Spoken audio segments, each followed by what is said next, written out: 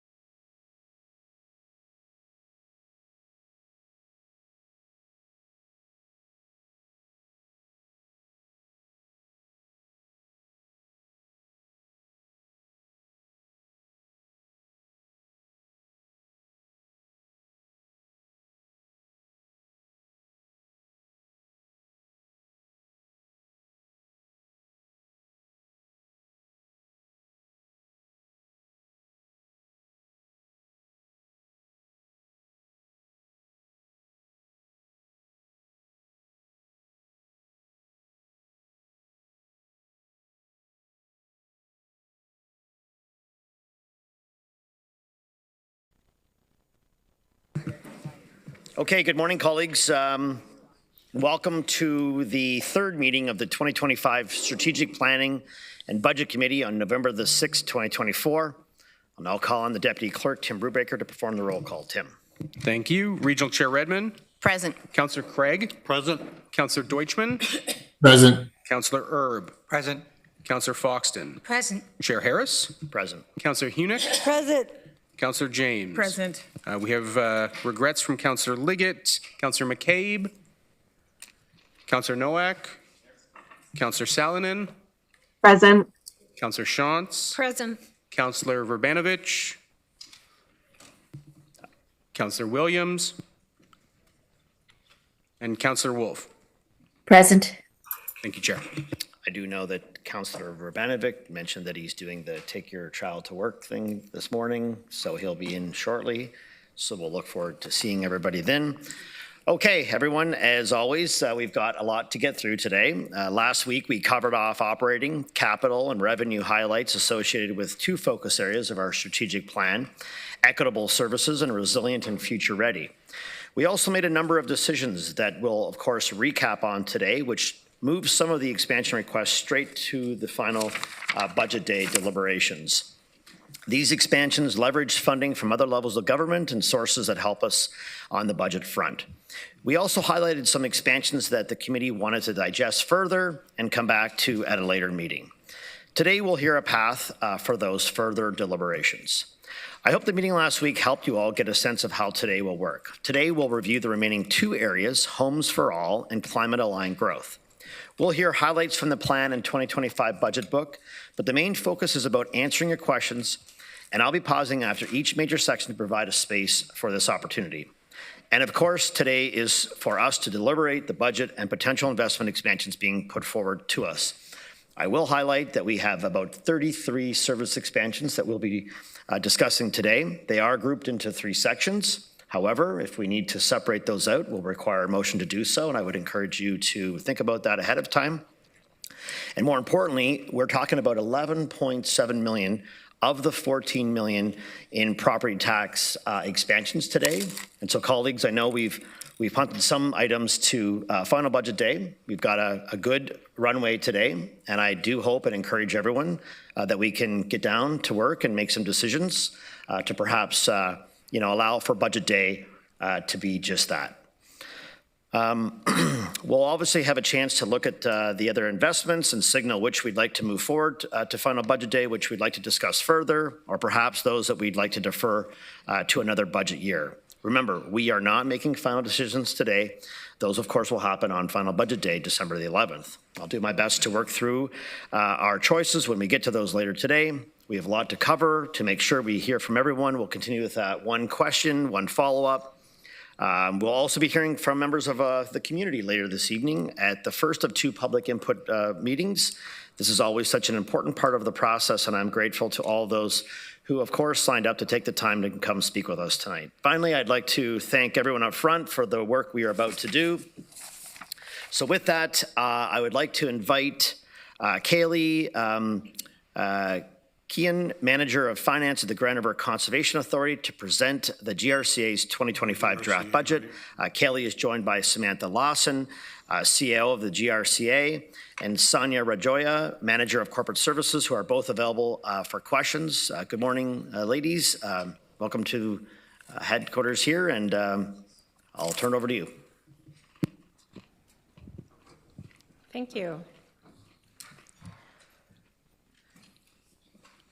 We have a slide they're just pulling up there.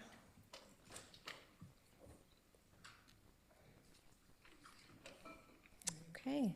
Through you, Chair. Good morning, Council. Thank you for allowing the GRCA to present our 2025 draft budget.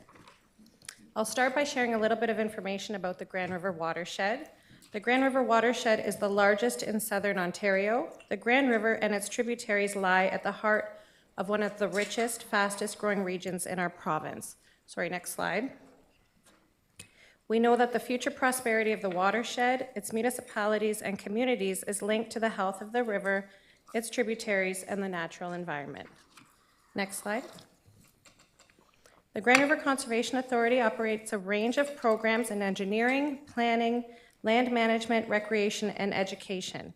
Our strategic mandate is to develop and implement watershed-based programs that protect people and property from flooding and erosion, improve the health of the watershed, connect people to the environment, and manage our land holdings responsibly and sustainably. Our programs balance human, environmental, and economic needs so that we can deliver on our vision of a healthy watershed now and for future generations. We build relationships and trust with our watershed partners in order to achieve our common goals. Next slide. Our first strategic priority is to protect life and minimize property damage from flooding and erosion. Under the CA Act, mandatory programs and services, the GRCA board recently approved our water control structures asset management plan, as well as our ice management plan and reservoir operations policy. The GRCA owns and operates 28 dams. 8 of the dams are used to manage flows within the watershed and are classified as multi-purpose dams. Next slide. GRCA staff undertake review and comment on Planning Act applications and other planning documents, such as official plans and secondary plans for the region on natural hazard matters. The GRCA administers a permitting and compliance program for development within areas regulated by the GRCA under the Ontario Regulation 4124. Next slide. Another strategic priority is to improve the health of the watershed. One example of this is the Source Protection Program, where the primary objective of the program is to protect current and future drinking water sources from contamination and depletion. There's ongoing work to update the Source Protection Plan where new information becomes available. Next slide. Another example of this strategic objective is the GRCA's watershed-wide wastewater optimization program that promotes database decision-making and operational practices to achieve performance targets that go beyond compliance. This allows municipalities to better understand the capability and capacity of their facilities and to get the most out of these important assets. The GRCA is holding its annual workshop on November 14th, 2024, and 8 of the 12 wastewater treatment plants in the region will be receiving recognition this year for their work in achieving GRCA voluntary effluent targets. Next slide. The GRCA also delivers a voluntary rural water quality program on behalf of 6 upper-tier municipalities in the watershed to help farmers implement best practices to improve and protect surface and groundwater quality. Each program is locally developed with input from the farming community, and variations in grant rates and eligible projects are tailored to reflect local priorities and budgets. Since 1998, more than 8,000 projects have been completed, with $25 million in grants and nearly $70 million invested by municipalities and landowners. Next slide. So far in 2024, 53 rural water quality program projects have been completed in the region, representing a total investment of $347,000 in water quality. Landowners received $165,000 in grants, $117,000 from the region of Waterloo contributions, and another $48,000 from federal cost share programs delivered by the GRCA. In 2021, Council approved the extension of the rural water quality program in the region to the end of 2025, and we thank you. Okay, next slide. We know that spending time in nature has a positive effect on people's physical and mental health. At the GRCA, we connect people with the natural environment by providing environmental education programs and access to outdoor spaces. A vital part of the watershed's recreational infrastructure, our Grand River conservation areas host about 2 million visitors per year and are important parts of the local economy, paying property taxes, hiring local staff, and supporting the vibrant tourism industry in our communities.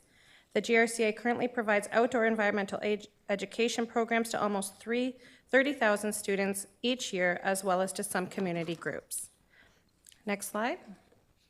The GRCA owns approximately 48,000 acres of conservation lands, including 11 active fee-for-use conservation areas, Luther Marsh Wildlife Area, 5 nature centers, cottage lots, agricultural leases, passive recreation, and rail trails. Under the CA Act, Ontario Regulation 68621, Mandatory Programs and Services, the GRCA Board recently approved a conservation area strategy as well as a land inventory. The strategy provides an integrated, high-level framework that will help guide and inform the GRCA's decision-making related to the lands it owns and controls. The land inventory provides information on each GRCA property and will support implementation of the strategy and management of GRCA lands. Next slide. Our strategic priorities include compliance and implementation of the amendments to the Conservation Authorities Act and enhancing Indigenous awareness, understanding, and relationships. GRCA staff have updated and developed policies and guidelines to meet all of the Conservation Authorities Act regulatory deliverables. All new requirements have now been completed and approved by the board, and the GRCA continues to work with our First Nations partners to facilitate mutual learning, sharing of information, and to establish stronger working relationships. Next slide. Now onto the budget. Some budget challenges include that the GRCA is impacted by the current economic conditions, including inflation, supply chain constraints, and labor force shortages. It should be noted that projections of conservation area revenue each year can be a challenge as it is impacted by customer demand and weather. The environmental education program is in a transition. We have aging infrastructure and increasing demands on passive land management.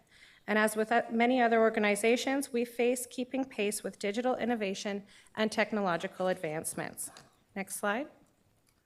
Some major budget assumptions include a compensation and benefits increase of 5% to incorporate market adjustments and grid movements. Also included is property tax, insurance, administration, and operating expenses, seeing increases along with conservation area operating expense increases of $500,000. The budget saw non-recurring 2024 expense items equal to $440,000 not included in the 2025 draft budget. Next slide. This slide illustrates a summary of the change in each operating, capital, and special projects and funding to reserves as compared to the 2024 approved budget. I will speak to each of these categories in the following slides. The overall budget increase in 2025 as compared to 2024 is approximately $1 million. Next slide. This slide highlights that our operating budget is $30.9 million in 2025, broken down by $11 million in Category 1, $1.1 million in Category 2, and $14.9 million in Category 3 operating expenses. Next slide. For capital, we have budgeted $6.1 million in expenses, made up of $3.3 million in Category 1 for water management infrastructure, major maintenance, gauges, and hardware, $750,000 in motor pool and information system capital expenses, and $2 million in conservation areas capital. Next slide. Special project expenditures incorporate a budget of $950,000, made up of $870,000 for rural water quality grants and species at risk in Category 2, and $80,000 for Mill Creek and the Brantford Water Festivals. Other special projects may be finalized and incorporated into the final budget. A notable change from prior years is that there is no longer a budget for the Guelph Lake Nature Center, as that is expected to be completed by the end of this year. Next slide. This slide illustrates revenue by category. Approximately 1/3 of our revenue is from apportionment, nearly 50% is self-generated, and government grants and reserves each account for approximately 10%. Next slide. The first draft of the budget proposes a 3.5% apportionment increase, or $465,000 overall. After proration, this translates to 3.7% as an increase for the region of Waterloo. Next slide. And thank you, Mr. Chair. That concludes our 2025 draft budget presentation. Okay, thank you very much, colleagues. I don't have any questions, which either means you've covered everything or we don't have questions of yet. Councillor Craig, do I see? No? Okay. Here, Harris, I have a question. Sorry. No, Councillor Deutschman, go ahead. Thank you. Thanks. Thank you for your presentation. Question I have is with the and I don't know the exact changes provincially with respect to planning and all of that. And I was just wondering if there were changes or proposed changes that the Ontario government was making that would reduce some of the activities of the GRCA, particularly in the area of planning.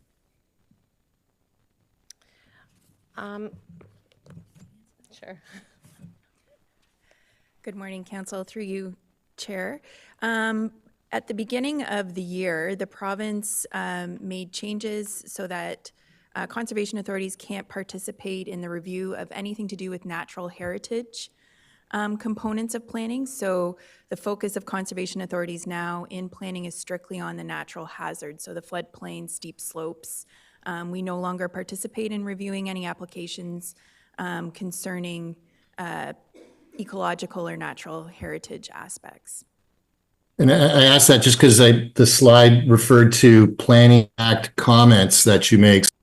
I was wondering if there were still like proposed changes or those changes were actually implemented. And then I was going to ask if that factored into a reduction in your operating expenses because work that you weren't going to have to continue to do, for example. Through you, Chair Harris. So the changes came into effect January 1st this year.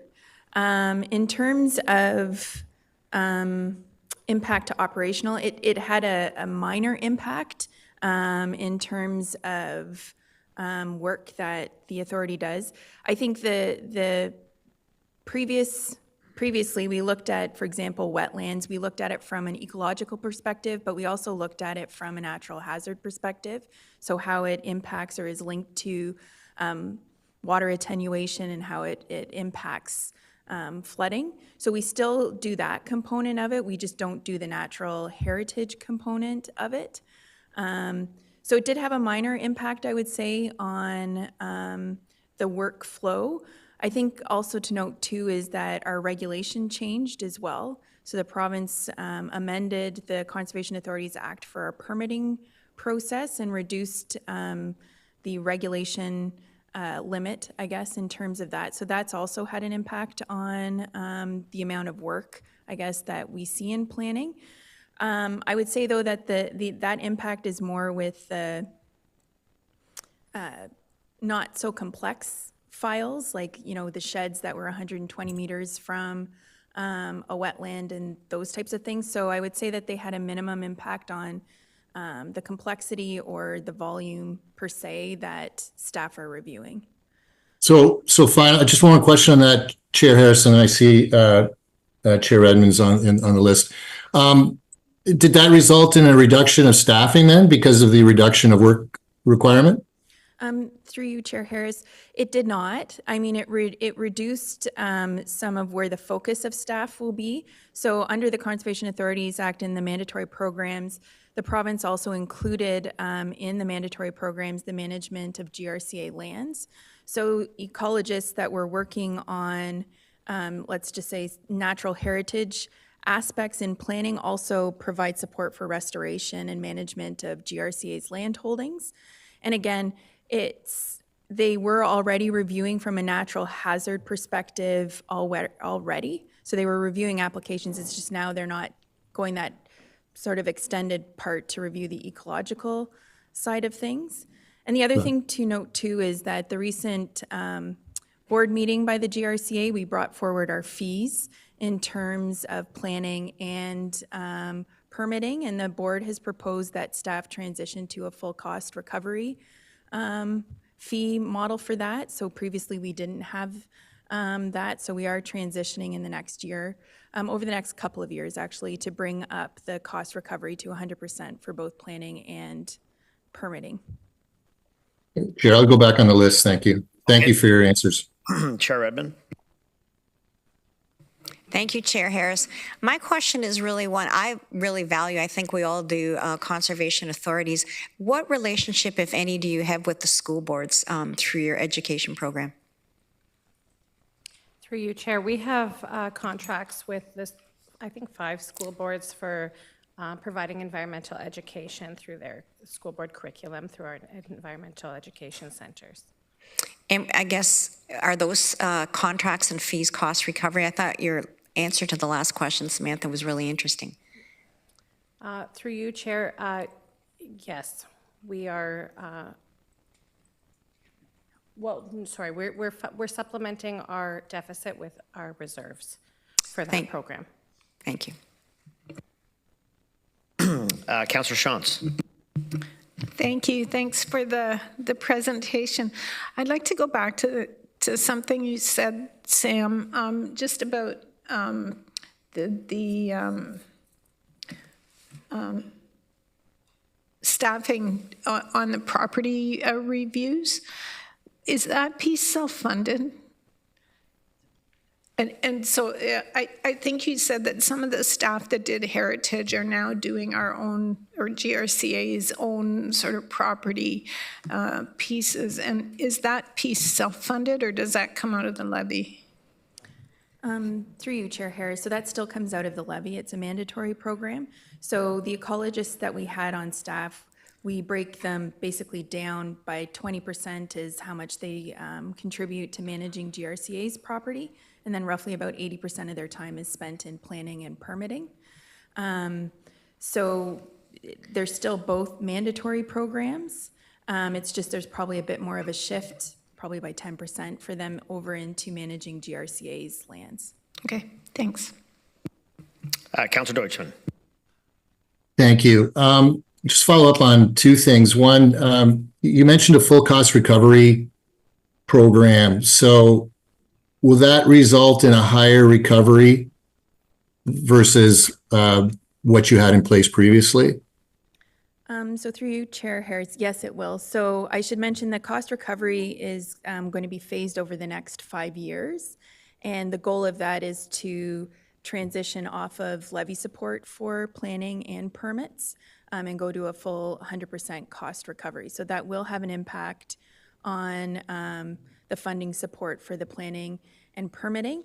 I should put a caveat on there too, though, that there's still levy support in terms of enforcement, commenting on high-level official plan amendments, secondary plans. That will still be covered under the levy or apportionment part of it. It's more the applications themselves. So if somebody submits a Planning Act zone change or a site plan, the goal is that GRCA would transition over the next couple of years to a full cost recovery for that application.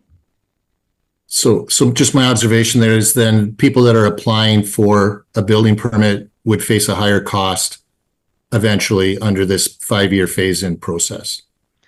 Through you, Chair Harris, potentially, although I think the board recognized that the schedule that GRCA currently has for permits, given that previously it was supplemented almost 40% by levy dollars, that we didn't want to price out that shed or minor addition to the building. So we actually created another application for the more routine permits. So they would be, actually, I'm not sure of the cost, but they would be pretty similar to what the costs for the minor permits are now. Okay, so you were being mindful of the cost to make changes and what is the change that's being proposed and trying to find some proportionality there. Yes. Okay, and the final question I have is just on your land strategy. Does any of that include the sale of any land? Just asking, not proposing, just wondering what's going on. Don't want anyone to get excited. Through you, Chair Harris. So as part of the conservation areas strategy, we did update our land acquisition policy as well as our land disposition policy. The strategy itself didn't go and identify specific parcels for sale. As part of the land inventory, we were required by the province to review all of our properties and to identify any properties that were suitable for housing. We identified 7 parcels, but I would put the caveat in that majority of them probably would not even be big enough for a house to be located on it. There are 2 parcels that are probably more significant. So there's one in the city of Guelph, which is about 20 acres. Actually, there's 2 in the city of Guelph that are more substantial, but those have already been identified previously through other processes. Okay, thank you for answering the questions. Thank you. Councillor Erb. Thanks, Chair. Thanks for the presentation. Along with 3 or 4 colleagues around this horseshoe, we have the pleasure of sitting on your board. It's one that I thoroughly enjoy, and a big thank you for managing and looking after this precious watershed that we have here.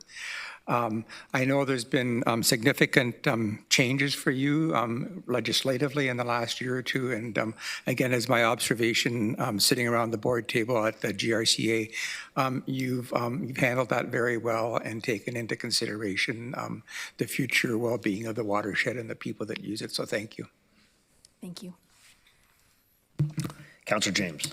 Thank you, through you, Chair Harris, and I echo Councillor Erb's sentiments. You've had to do a lot and shift and adjust with all of the changes, and I am absolutely learning a lot at that table. I do have a question though, and it's just a confirmation. It's more for staff in terms of the amount. That's the municipal portion. So that $6,960,000, would that equal about 1% of our tax levy?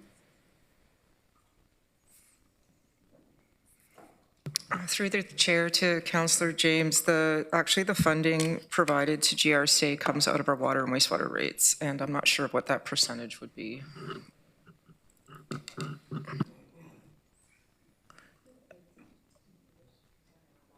So it's not part of the levy at all? No. Perfect. Okay, thank you. All right, Councillor Foxton. I just want to echo my comrades here, comments, and you're doing a great job. About 2 years ago, the province stepped in. Was it 2 years, Sam? This province stepped in and made some drastic changes in regards to how the Conservation Act will be played out. And you have to remember, or some of you don't know, that some conservation areas were not managed well. And the province has time and time again said GRCA is one of the top managed conservation authorities. And I applaud the staff for that, because that's why we're in such a great shape. So thank you. Okay, that seems to be everyone. Thank you so much for coming this morning for your presentation. With that, I'll let you go on your merry way today. So thank you very much. Colleagues, I did forget early on, I passed over. I should have asked if there were any declarations of pecuniary interest today.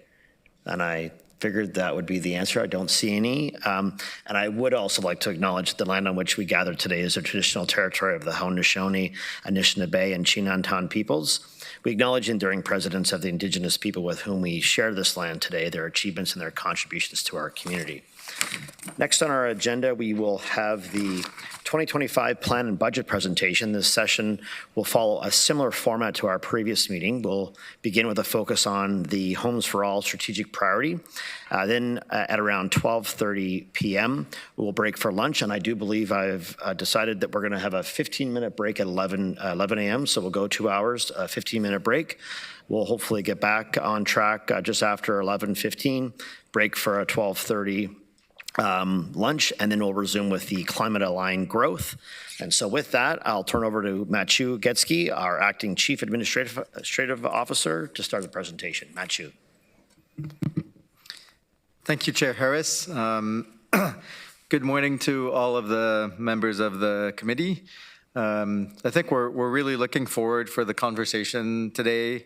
This meeting, as Chair Harris has mentioned, will present the opportunity to dive deeper into the 2 priority areas that were not covered last week. We appreciate there's a lot of content to get through today. There was quite a lot last week. There's probably a little bit more this week. And, you know, it's only part of the budget book, so that's why we broke it down as well. So bear with us, and I think we'll try to provide you with, just as much information and clarity so that you can really weigh in and ask all the questions that you need to be able to provide some strategic direction on the budget. So we'll provide some highlights from what's in the budget, focusing a little bit more on service expansion, although we'll get back to the overall objectives that we're trying to achieve. And after each of the after each of the priority area presentations, we'll take some space for council to discuss and give us the strategic or direction that we need on the 2025 budget, its impacts on the services, and the pace at which we're comfortable on delivering the strategic plan. So with these introductory comments, I'll just hand it over to Wayne Steffler, our Commissioner of Corporate Services and Chief Financial Officer, to get it started with the meat of the presentation. Thank you, Matu. If we can go to the next slide. So good morning and welcome to our third budget meeting of Plan and Budget. We've already made some significant progress and we have a full agenda for today.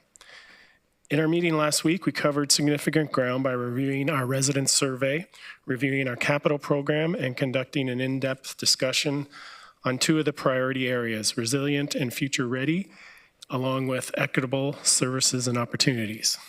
Next slide. So we'll start today with a budget status update and a recap of last week's discussion. Then we'll move on to the next two priority areas. We'll review operating and capital highlights, explore investment opportunities, discuss user rates and fees. There will also be time for council to deliberate on service expansions and engage in discussions as you shape the budget. This is an excellent chance for council to provide feedback or raise questions about any proposed expansions that you may wish to consider for final budget day on December 11th. Next slide. So Regional Council has seen this growing with care placement a number of times, and this helps remind us of our priorities as we build the plan and budget for 2025. Those priorities are based on resident feedback, and the plan and budget really helps us decide how to move forward with those priorities and how we deliver services to residences. Next slide. So this slide you're familiar with. It's a quick reminder. Here's the direction that you provided in June to shape the plan and budget process for 2025. And since then, we've been responding to your direction, looking at all options to help reach a budget that has a less than 8% tax rate increase. And today is part of that continued discussion. Okay, so to recap, staff worked with the Plan and Budget Committee to explore a series of options which were presented on the 16th of October. The various scenarios were based on assessment on need, residents' expectations, pressures, and risks. And those three scenarios are shared on this slide. Those options include the base budget plus expansion opportunities at 12%, base budget at 9.3%, or less than 8%, or a less than 8% tax increase. Before we get into detailed discussions today, an important reminder is that these are not final decisions today. We're looking at recommendations to help us get closer to those final decisions on December 11th. And there are slides about those recommendations, and Chair Harris will walk through those later today.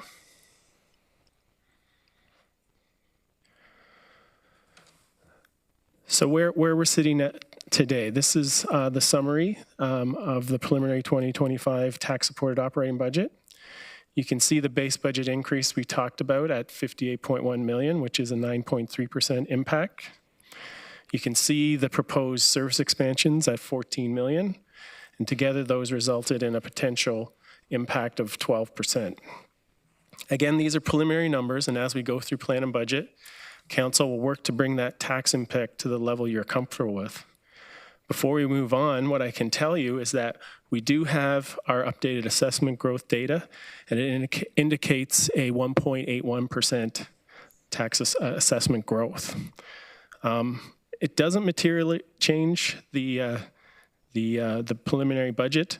It does slightly lower some of the values, so the 9.3% would be adjusted to 9.24%, and then the 12% would come in at 11.9%. And that assessment number is final, so we can rely on that. Next slide. So last week we received We reviewed two focus areas, which were resilient and future-ready, plus equitable services. We presented a series of investment opportunities to you to consider. At last week's meeting, you moved 8 expansions forward to final plan and budget deliberations on December 11th. To give you a sense of what that might mean financially, I can tell you that should they be approved on final budget day, they would have a tax levy impact of $995,000, but they would leverage a total of $1.8 million funding from other levels of government. The ASE program would bring in a predicted revenue of $3.275 million. And we would leverage the tax stabilization funding by $852,000. As part of last week's meeting, you also deferred some expansions for further discussion, namely the resilient and future-ready expansions and the AOD ready advisor position and the additional library hours. Next slide. We propose that those deferred expansions plus questions raised during the last meeting will come back for further consideration and discussion at the meeting scheduled on November 27th. Anything that we accumulate today and is feasible to return at that date can also be considered on the 27th. So overall, you'll be familiar with what happened last time around. We will take the same approach at this meeting with Homes for All and climate. And now I'll hand back to Chair Harris for discussion. Okay, thank you, Wayne. Colleagues, and we've got our first taker, Councillor Shantz. Thank you. My buttons are really slow today, or maybe it's me. I don't know. Can I just ask a question of clarification? I think when you went through that list on the decisions made to date, you gave a total amount of funding that we're leveraging from other. Can you give me that number again, please?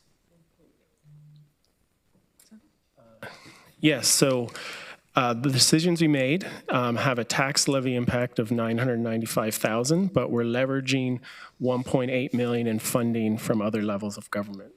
Thank you. Councillor Craig. Well, thank you, Mr. Chair. Just a quick question. Last year's budget, and I forget what the percentage increase was last year? I'm putting you on the spot here.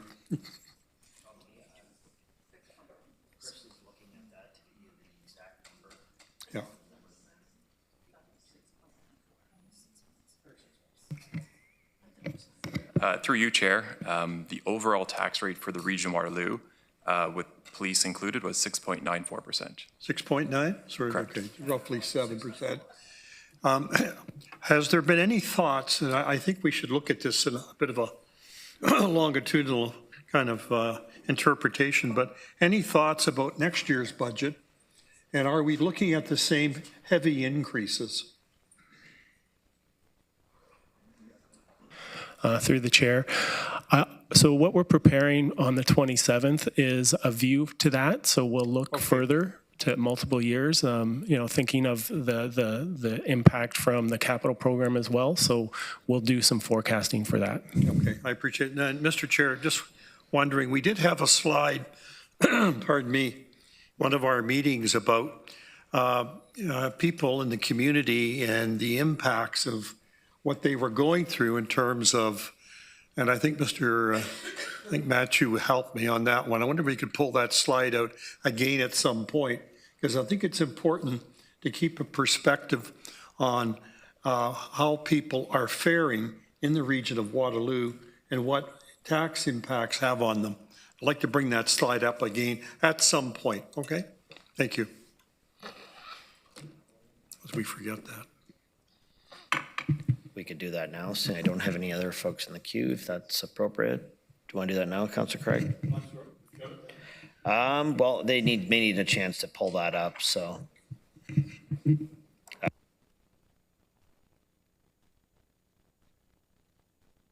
Just a request during today.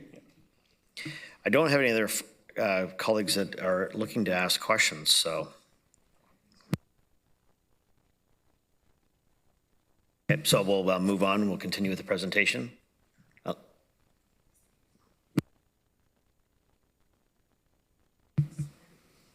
Mr. Sweeney, I believe you're up next, are you?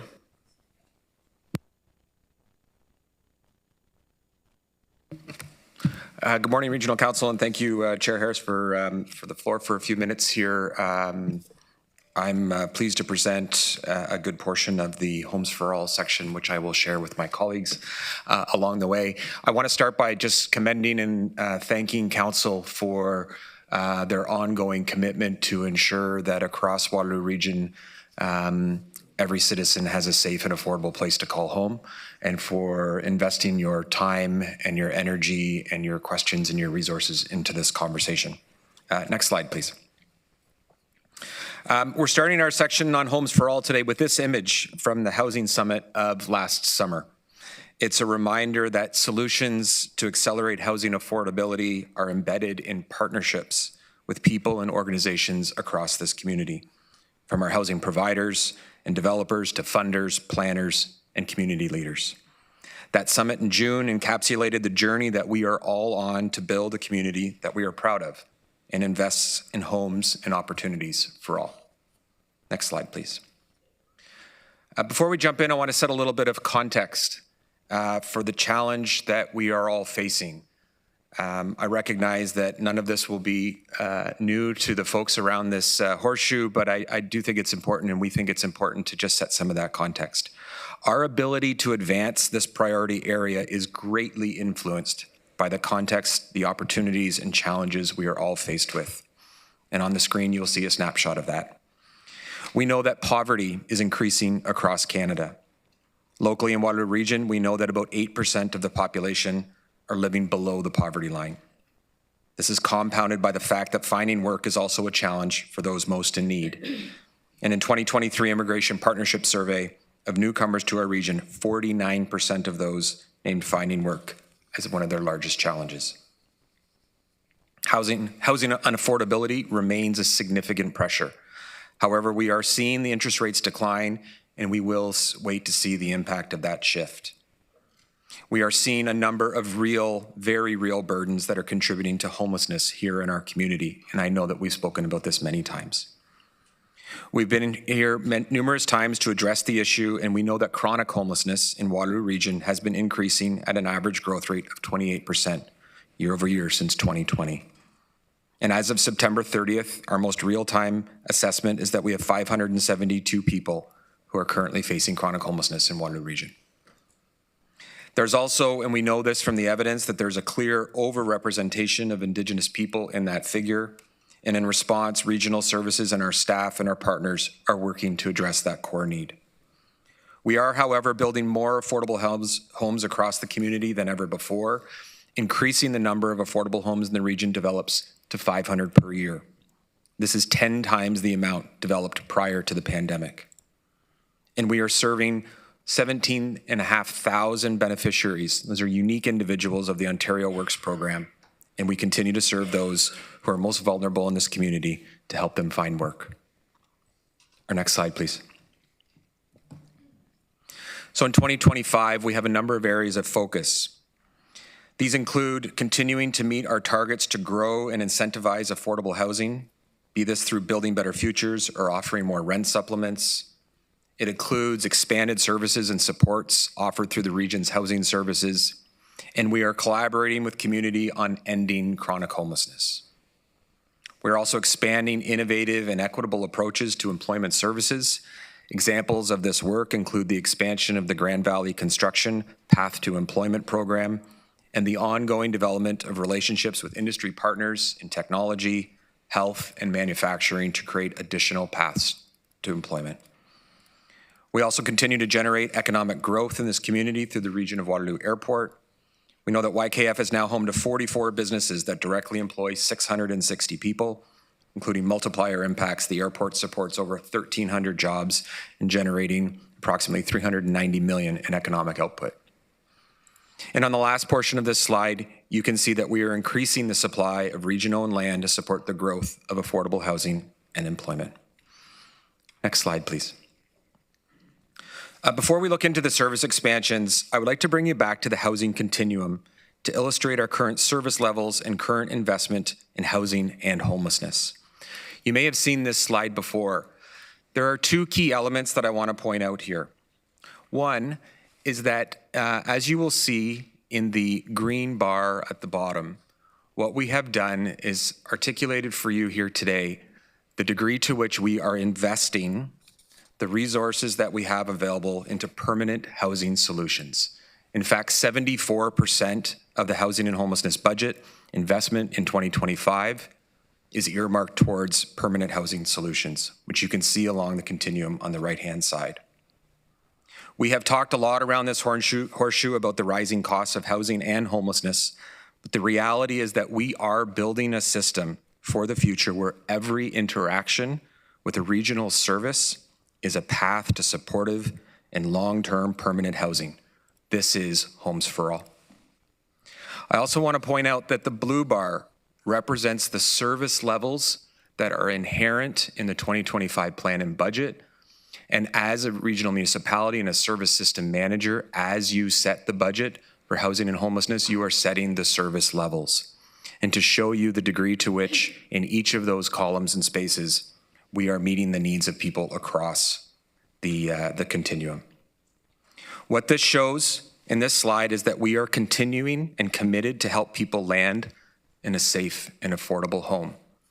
It also shows that we cannot speak about homelessness in isolation from housing and vice versa, and shows once again that our commitment and our allocation of time, effort, and resources are to ensure that everybody has a home that they can call home, a safe home that they can live in.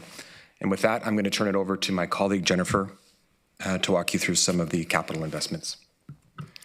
Thank you, Peter. Hello, everyone. I'm Jennifer Rose, the Commissioner of Engineering and Environmental Services, and my team is responsible for most of the construction that happens around the region. One way we support Homes for All is through our roads program and roads program to support growth. So this slide provides some highlights of our road expansion program. As you'd expect, it includes the expansion of the transportation network with new roads servicing new developments across Waterloo region. But the focus is on building up rather than building out. So that means intensification. We don't build too many brand new roads these days. Most of the transportation needs to accommodate community growth are met by building more capacity within the existing system with road widenings, roundabouts, and the addition of transit and active transportation infrastructure. When the community grows, there's also need for the expansion of water, sewer, and utility services, which I will speak about later. Keeping pace with rapid community growth is challenging, and we plan on spending over $470 million over the next 10 years to do just that. Many of you will be familiar with the work underway, such as the roundabout construction. Actually, that's finished at the Fountain and Maple Grove intersection. This is the first step in expanding capacity on Fountain Street and Maple Grove Road over the next several years to accommodate growth. We have been widening Fisher-Hallman Road and Bleems Road with the addition of roundabouts to meet the needs of the growing community in Southwest Kitchener. And in the future, we will be extending McQueen-Shaver Boulevard and initiating the construction of the East Boundary Road in Cambridge to serve as an important transportation link between Highway 24 and Highway 401. All of these projects will help support the Homes for All initiative by providing the necessary infrastructure for development while making improvements that support residents with expanded road capacity and opportunities for all modes of travel. Next slide, please. On this slide, you can see that there are some increases and a decrease in our costings for roads. As mentioned previously, many of these increases relate to inflation. In this instance, inflation on construction costs and land values. We are also adjusting for increases in construction material supply chain issues, as well as changes in soil legislation, which have actually added quite a large percentage onto all of our construction projects. I'm now going to hand things back over to Peter, who will take you through capital investment overviews for his area. Thank you, Jennifer. Our most significant capital investment in housing services relates to our Waterloo Regional Housing Master Plan, or Revitalization Plan, as we have more recently been referring to it. This plan forms a significant pillar of our overall Building Better Futures and will contribute a net new 669 new affordable homes created to be owned and operated by the region of Waterloo. Currently underway, we have redevelopments happening at Kings Court Drive in Waterloo, Wilson Avenue in Kitchener, and Langs Drive in Cambridge. Also included in your 2025 capital budget are repairs and upgrades to our existing Waterloo Regional housing stock and other assets to ensure we are keeping up with renewal works and maintain the state of good repair for the assets that we own. Next slide, please. I want to just reference again at a high level. This slide speaks to in some additional detail to the revitalization plan. You can see along the left-hand column the locations of our Waterloo Regional Housing Master Plan projects, the number of units that we are adding and the total units, the construction period, the total expenditure. And I also want to point out the debt servicing level that are required to meet the targets set forth by Council on Building Better Futures.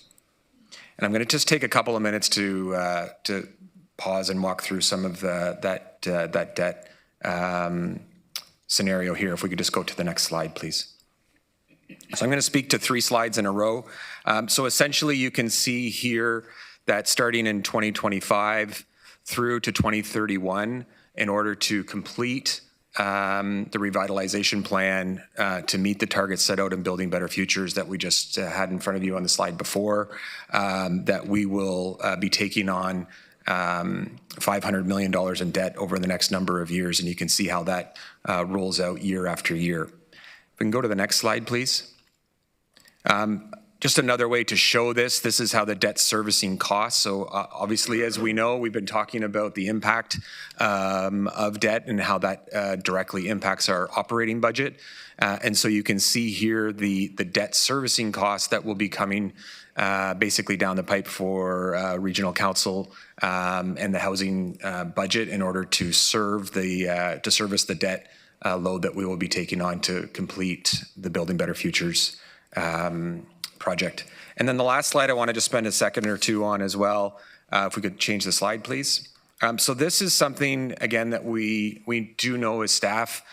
We hear around in the chambers here at budget time is the impact of the decisions that we have on the incremental property tax impact.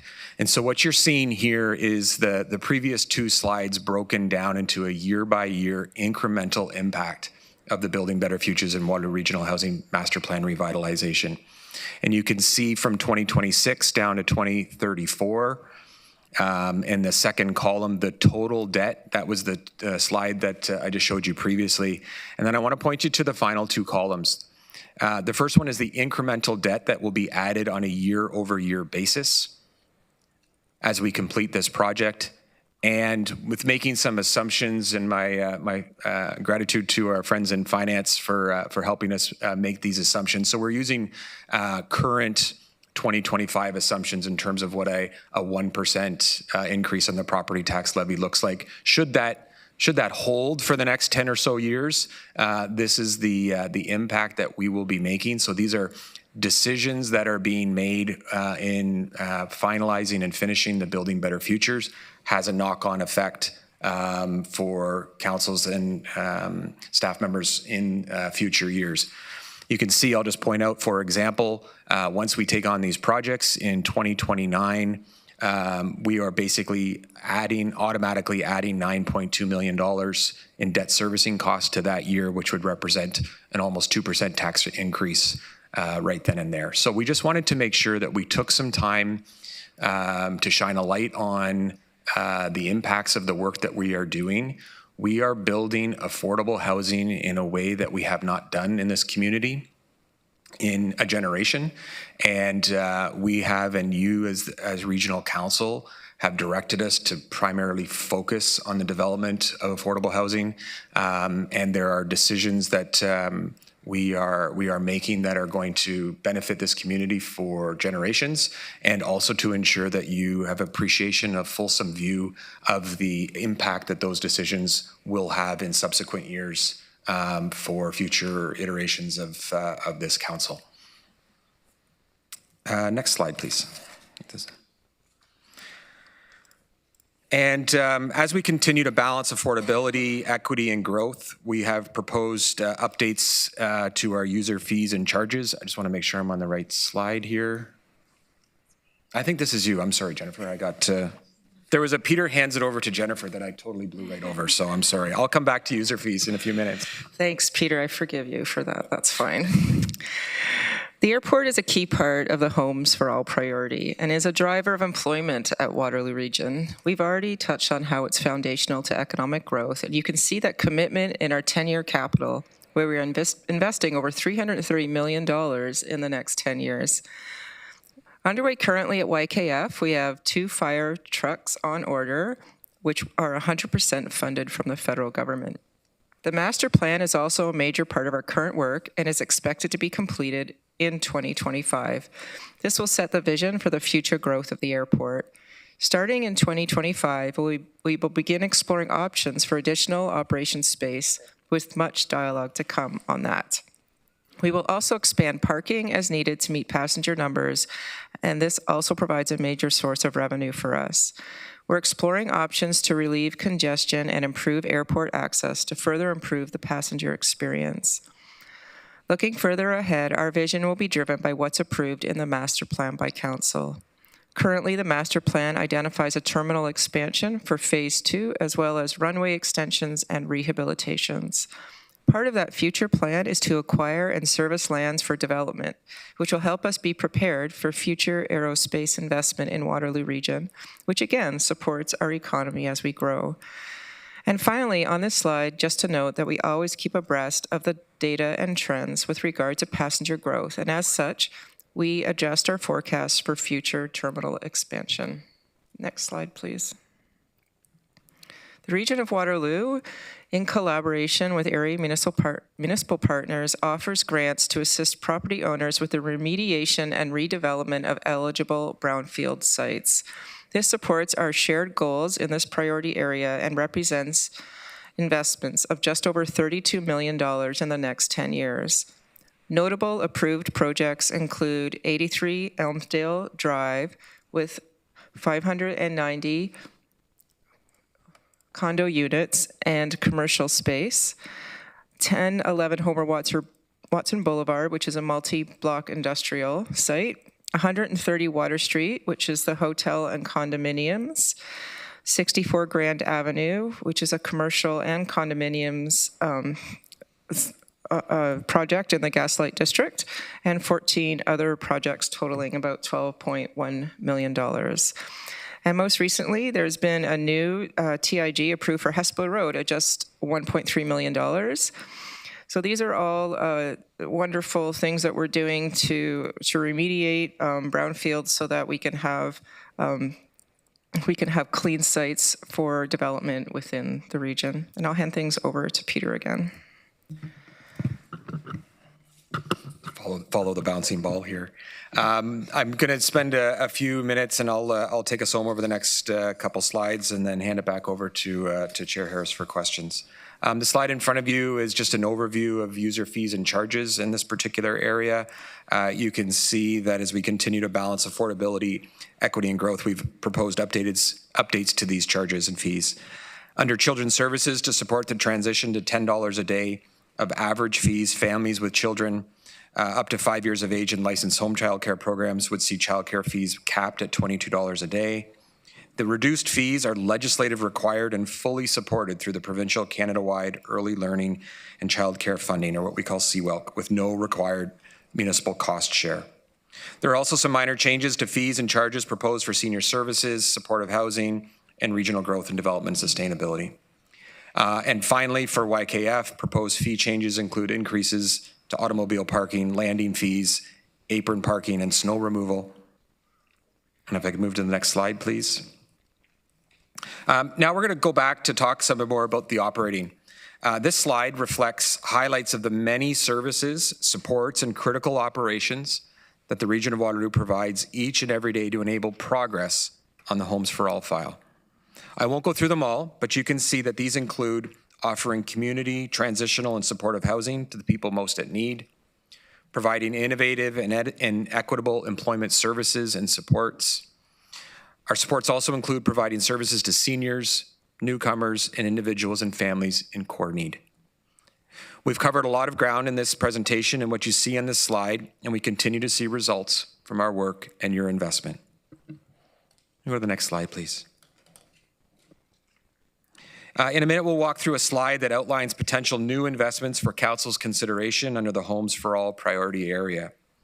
Overall, these investments help us to improve tenant safety, reduce the devastating human and system costs of homelessness, reduce economic housing precarity, and speed up development. Next slide, please. On this slide, you will see all of the opportunities linked to the Homes for All priority area. These opportunities represent an investment of $7.7 million in expenditures in 2025, with a $7.3 million levy impact as a result of some offsetting funding from the Tax Stabilization Reserve and new program revenues.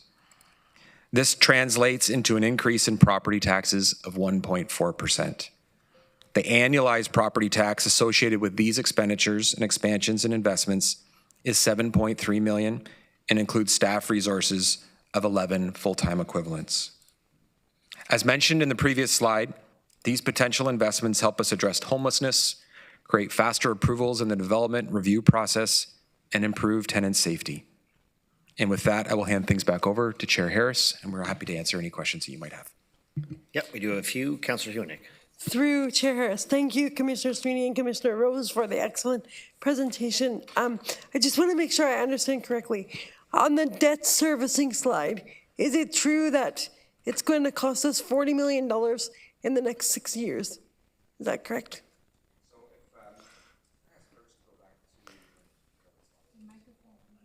Sorry, if we could just go back to the debt servicing slide. I think it was 20 maybe?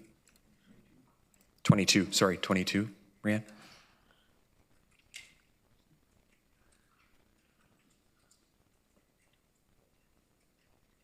There we go. Oh, one more. There we go. So, Councillor, through you, Chair, Councillor Hunick. So, what this slide tries to capture is the total debt servicing that will be required on an annual basis. So, at the peak, in order to fund the remainder of the Building Better Futures WRH revitalization plan, we will be in a place by 2031 where we will have $37.4 million in annual debt servicing costs. I'll ask Chris to talk about how long that will last, because I don't have that right in front of me, if that's important. But yes, that's the total. When it peaks, that will be the total amount that we're paying on a year-over-year basis for debt servicing. So my follow-up to that is, that doesn't sound cheap. It's not. But around and around this table, we've talked about the importance of safe, affordable homes for everyone, and how that impacts not only individuals, but the safety of the community as well. And so I'm just wondering, Peter, and I think the answer to this is no, because you would have maybe put it in the slides for us. But is there a cheaper way to do this? Short of somebody else paying for it or winning the lottery, no. I mean, what we've committed to is exponentially building more affordable housing units in this community. You'll recall a few weeks ago in the presentation around the plan to end chronic homelessness, we were asked about the balance of that investment versus building affordable housing. And so this is the side of that equation that gets us to more affordable housing for individuals and families across this community. And in order for us to do that, our current approach is to do that through debt financing, and these are the costs that go with it. We're making some assumptions on what those interest rates might be. Thank you. I support the plan. Councillor Deutschman. Thank you, Chair Harris. I just want to clarify, did we actually approve already borrowing $500 million?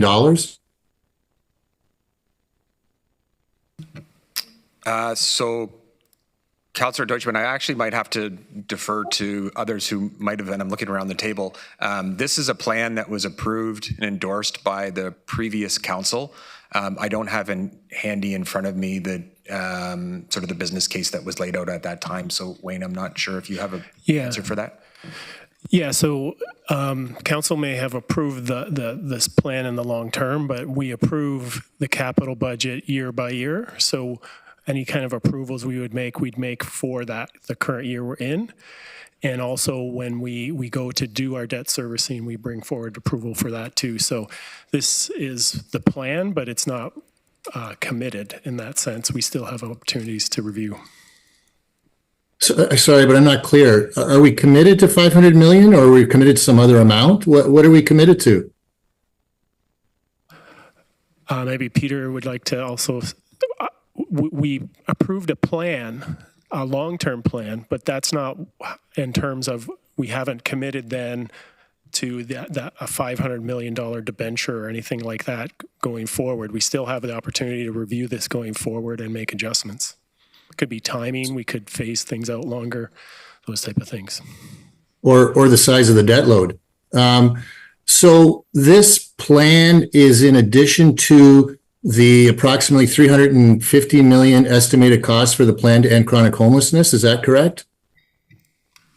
Yes, that's correct, Councillor Deutschman. This is essentially the full costing out of the existing 10-year housing master plan that was approved by a previous council. We are bringing back a report.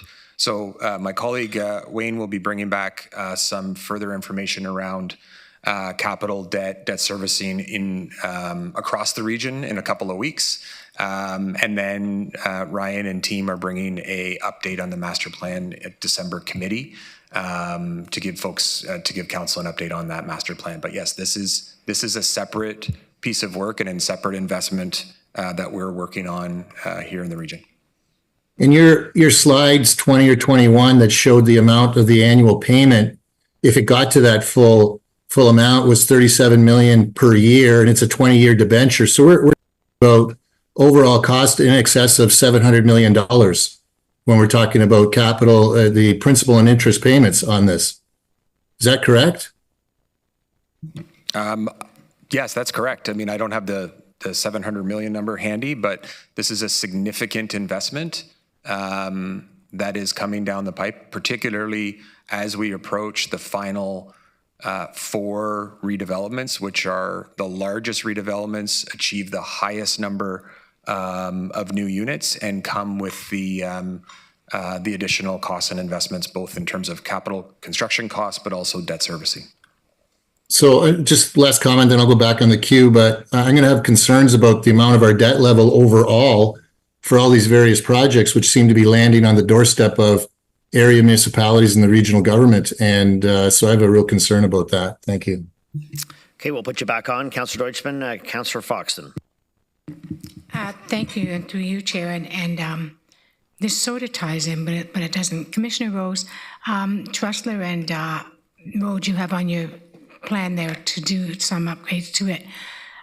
Looking at Trustler and the Expressway, is there plans for that? Or Mr. Spooner? Through you, Chair.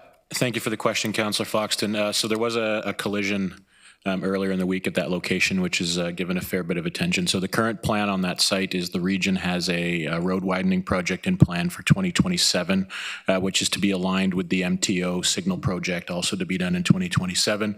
Based on the incident earlier in the week, my team is now checking in with the MTO to see if we can advance that signal project earlier and do them as separate projects or do something temporarily. So I don't have an update on that yet. I plan to later in the week. Thank you.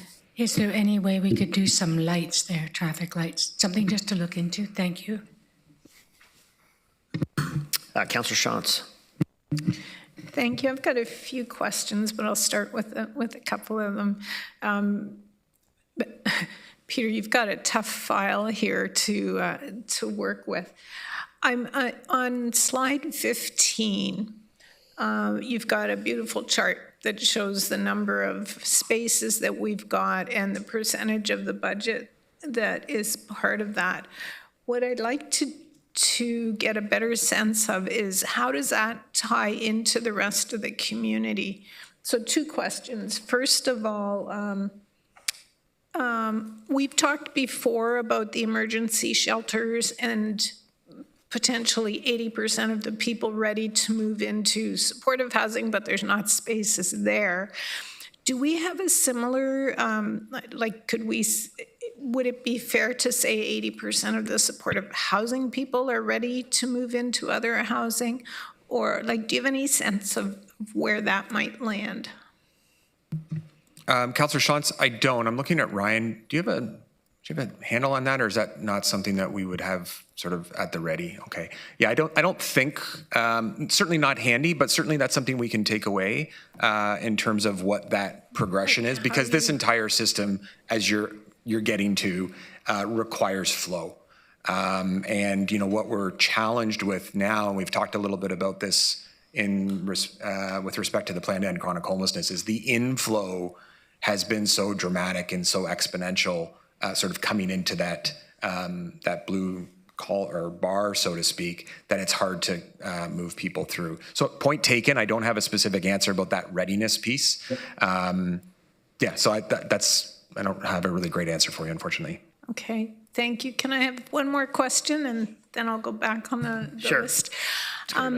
So sort of in line with that, we manage these spaces. Some of them are provided by other organizations. Are there spaces in supportive housing, community housing, and affordable rental that are outside of our purview? They're not units that we have to provide and pay for, but that other community members are. Are there units in the pipeline that you can identify for us, or is that something that we'd have to go to planning for?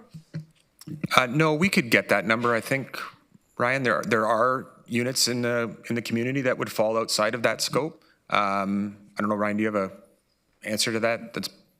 I think maybe I'll ask Ryan to come down to the podium to answer that, but just kind of going back to your earlier comment, part of today on this particular part of this conversation was to really ensure that we're bringing sort of a transparent view on what's in the pipeline, how we are allocating the resources that council provides and setting the service levels. Because as the service system manager, our legislated requirement is to oversee the system, and inherent in the legislation is that local communities, local councils set the service levels.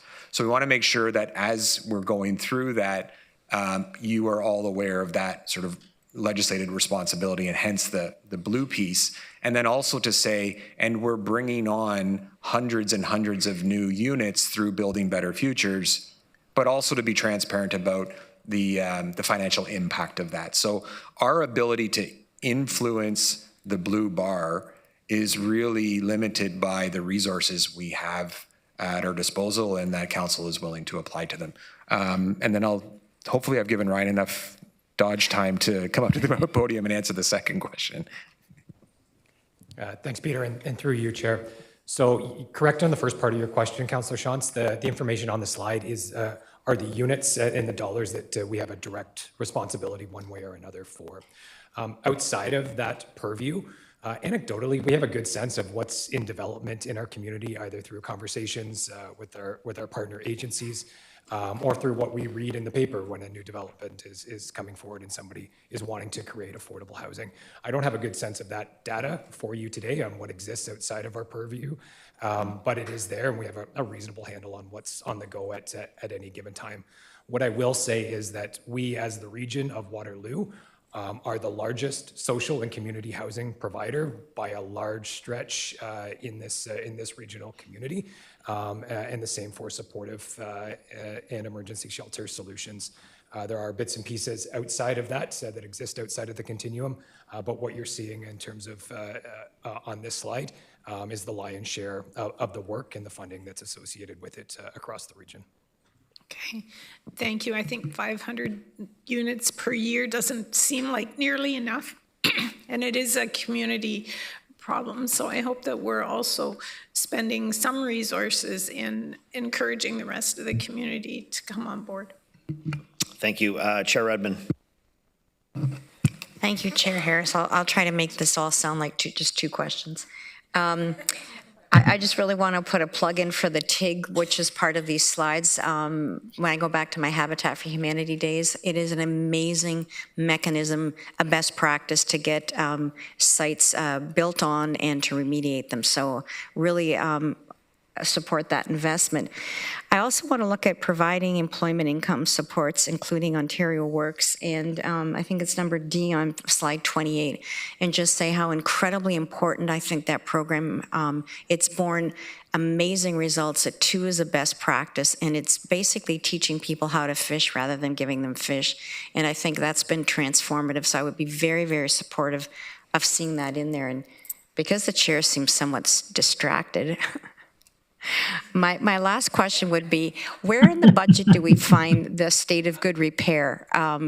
This all sounds like new units, but I know we've all gotten emails from people, not necessarily in our housing units, but affordable housing units provided by the partners that Councillor Shantz was referring to and how they've been degraded. So where do we find that? Because it's very important that we continue to keep our properties a place where we would want our family living.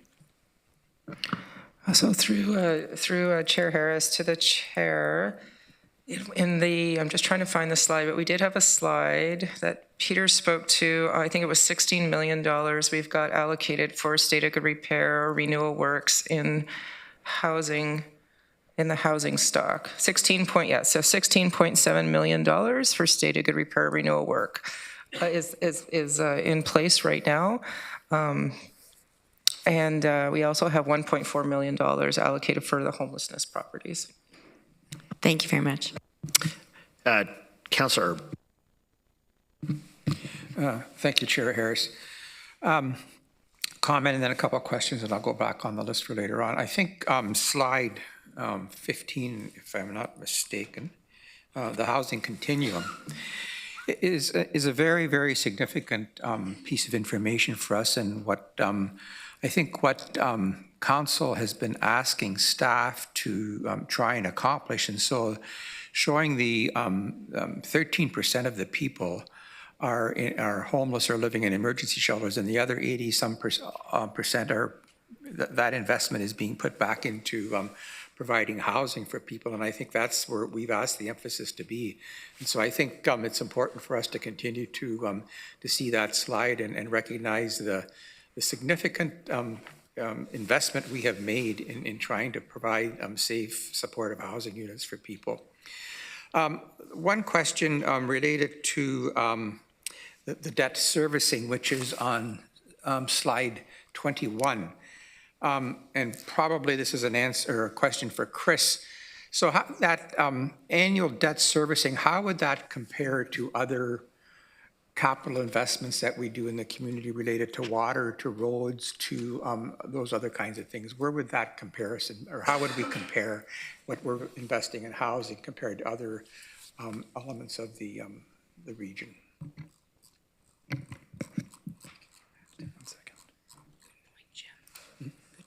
Through you, Chair.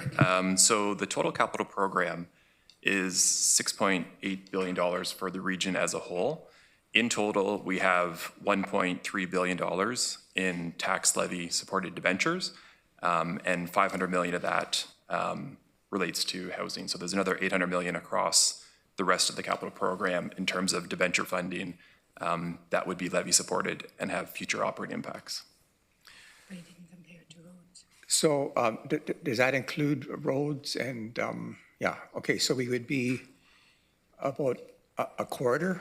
500 of 1.3 million, so a little more than a quarter. Okay, thank you. Matthew, would you like to chime in here as well? Yes, through you, Chair. Just maybe from a qualitative perspective, I think the big difference is the funding source. We know roads growth are mainly funded through development charges. So debt that's reimbursed through development charges.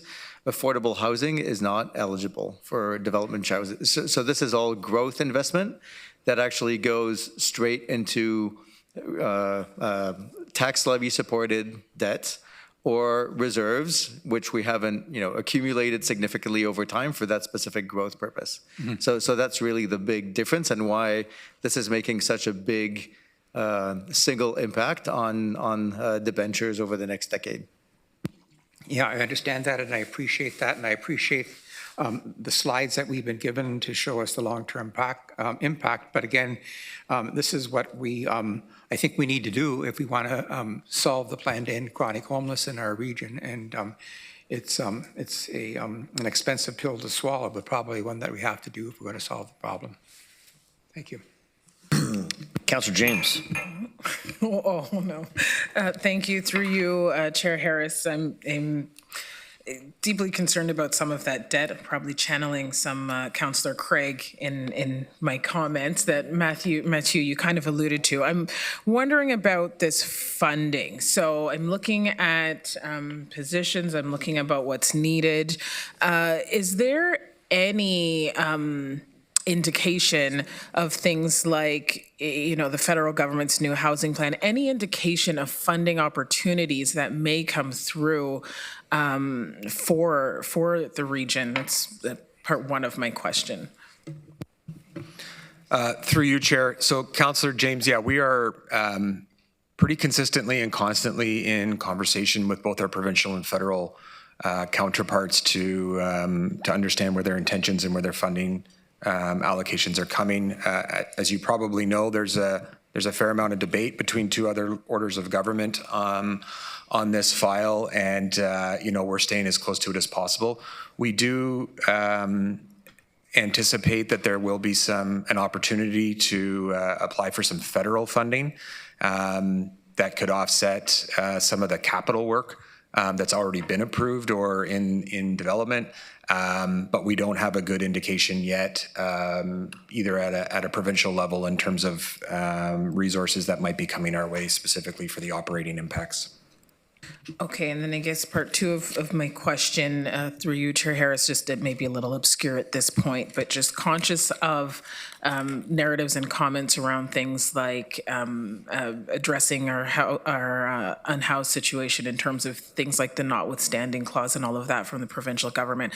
How may this, in just kind of early indication, something like that impact what we're doing now, recognizing we have the purview for this at this point in terms of potentially cost, in terms of potentially that plan to end chronic homelessness? How does something like that impact the work you all are trying to do?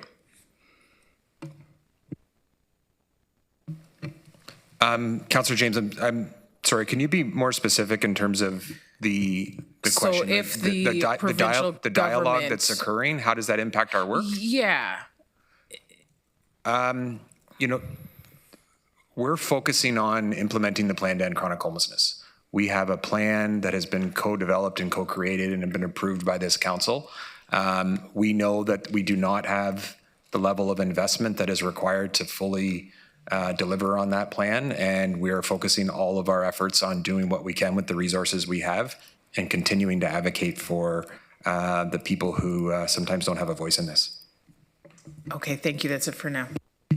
Councillor McCabe. Thank you, through you, Chair.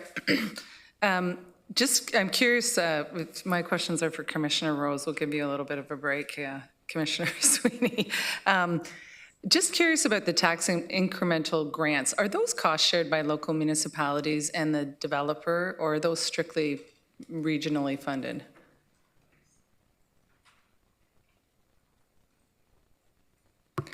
I think Director DeFields knows the answer to that question, Okay. so I'm going to ask her. Thank you, and through the chair, those are partnership programs with the area municipalities to developers. And developers participate, like, do they contribute to some of that as well? Or is it just the municipalities? Through the chair, there's significant costs in terms of the remediation of the site. So there are typically costs that wouldn't be covered through the tax increment-based grant as well. Okay, thank which you. would be borne by a developer. Sorry? What was that last bit? Sorry? the costs that aren't covered through the tax increment-based grant or recoverable through it would be borne by the developer. Okay, thank you for that clarification. And I'm curious, going back to Commissioner Rose, you indicated that that there's soils legislation that has had a pretty significant impact on the cost of some of our projects and that. Can you just unpack that a little bit for us? Is that provincial legislation or? Yes, so through the chair to Councillor McCabe, yes, that is provincial legislation. It's called excess soils legislation, and what the government has done, which is actually a good thing, it's just costing our projects a lot more, is instead of soil from construction sites going to landfill, which is where they normally would go, they've now asked that these soils be managed at different sites depending on the contamination that's in the soil. So that's why it's expensive, because testing of soil is quite expensive, and then the transportation of that soil to the appropriate disposal site is also quite expensive. And we need qualified, they're called QAs, qualified, I forget what the A part is. Anyways, that actually have to sign off on where this soil is going to. So this is impacting every municipality, every construction site, anywhere where soil needs to be moved.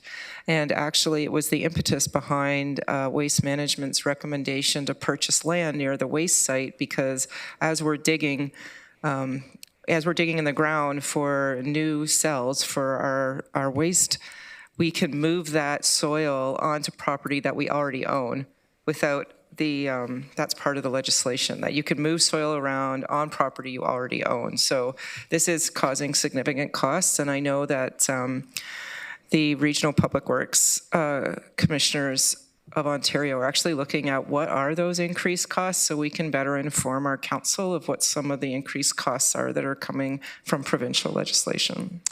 Thank you. And I guess channeling my inner Councillor Craig, says I guess we should add this legislation like this and other legislation that the province continues to share. Not that it's, I mean, as you said, it's the right thing to do, but it certainly impacts our bottom line. And I hope we add that to the ever-growing list of things that are being asked of the municipalities by the province, that are impacting us quite significantally. Thank you.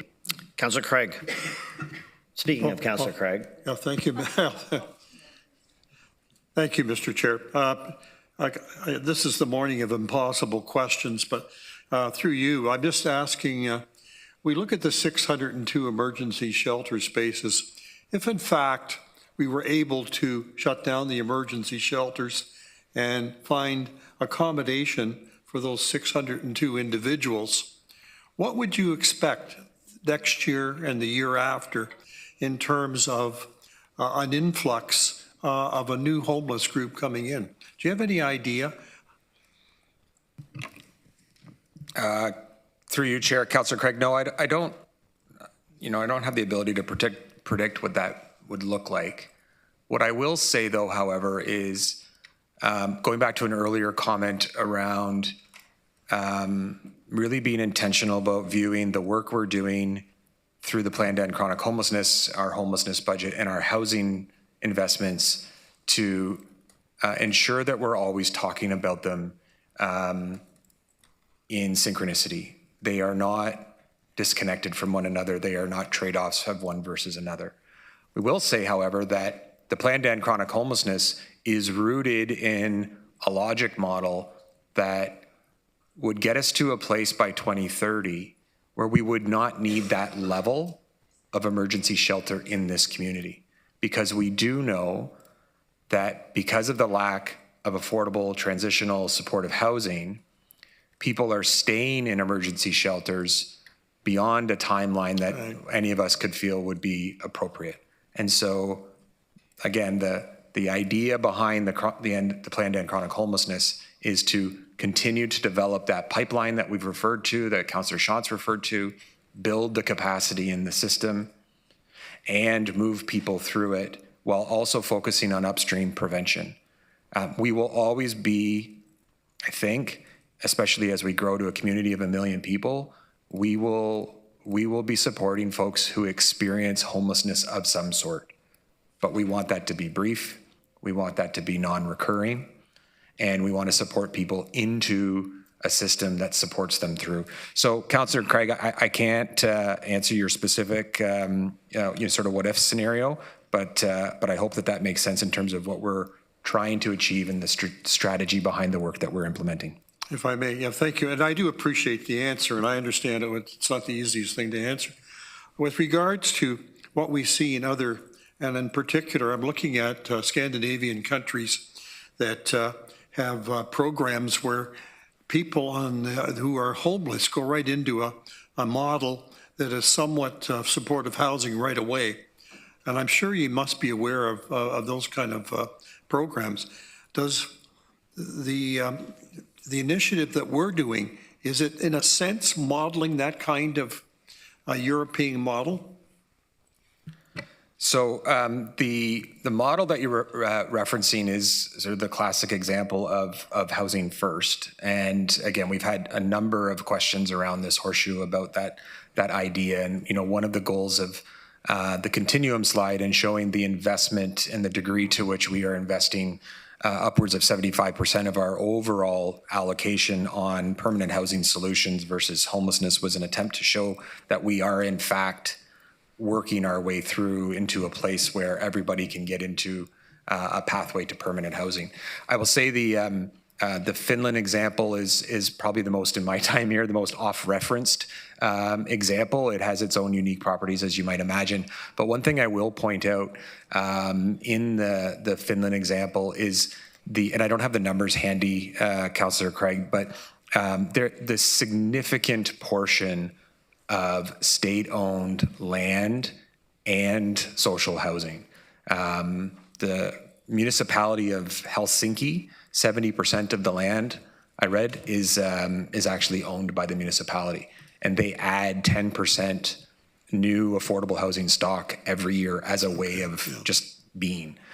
So that access to, that ownership of public land for social housing is different there than it is here. One of the reasons why, again, and you'll see when we come back and the housing master plan, as we'll allude to the reports that we brought forward earlier this year on the importance of not only building and developing new affordable housing, but the significant amount of work that has to go in to ensure that we're protecting existing stock as well.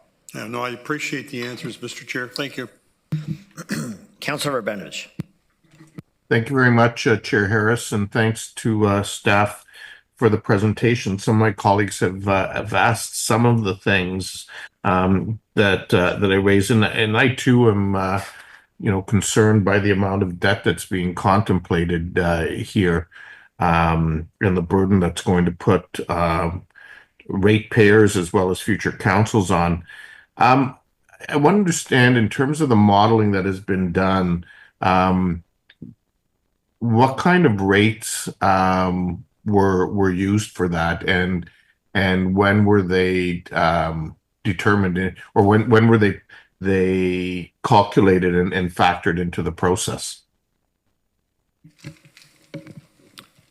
Through you, Chair. So the costing for those debt servicing costs are based on current interest rates. So the assumptions would be a term of 20 years with an interest rate of 4.4 for the debt in the first couple of years of the capital program, and then 4.25% for the remainder of the years. And that is based on interest rates we had assumed for a fall issuance. So those are current rates, not trying to project where interest rates will be over the course of the next 5 years. So as part of my question is, in doing those calculations, were they done back in September before the last two dropped? And I understand that long-term rates obviously are different than short-term rates, but have we seen any sort of decline in long-term, and does that factor into these slides in any way? Through you, Chair. So these estimates and those calculations were done last week. Okay, so after Using most recent data. after the most recent drops, so it is contemplated that we're going to see, one or two other drops at least. I mean, if you talk to those who are who study this on a regular basis, so how will I guess if we look at our past track record in terms of long-term debt, what sort of has been the range that we have looked at, let's say over the past decade as we've done debt? What's sort of been the low end and the high end? Through you, Chair. The rate at which we're able to issue debentures at is tied to the Bank of Government bond yield with the spread there. So just maybe a bit of reference with regards to the 10-year bond yield for the Government of Canada. We did see some historically low interest rates through 2020 to 2022. Going back 10 years, we kind of averaged around 2%, peak at 2.5%. And then at the end of 2022, we saw rates creep up to about 3%. They peaked around 4% in September of 2023, so around this time last year. They are back down to around 3.3%. So historically speaking, I guess if we take a 10-year view, they are at an elevated level compared to what we've been seeing over the last decade. Okay, so I mean, I guess, part of what needs to be looked at here and discussed as we look at this issue over and above the amount is what our strategy might need to be here in order to look at debt at how to get debt at lower rates. And that might mean some shorter term debt and some longer term debentures and so on. And so I think that is probably a topic of conversation that we should be looking at. I think the other that colleagues have mentioned, I think bears consideration on is obviously future federal funding and so on, provincial funding towards some of this, because right now I gather all of this is being contemplated as being funded by ratepayers, and we know that that's just not sustainable. So it is something that we'll need to consider. Thank you. Councillor Deutschmann.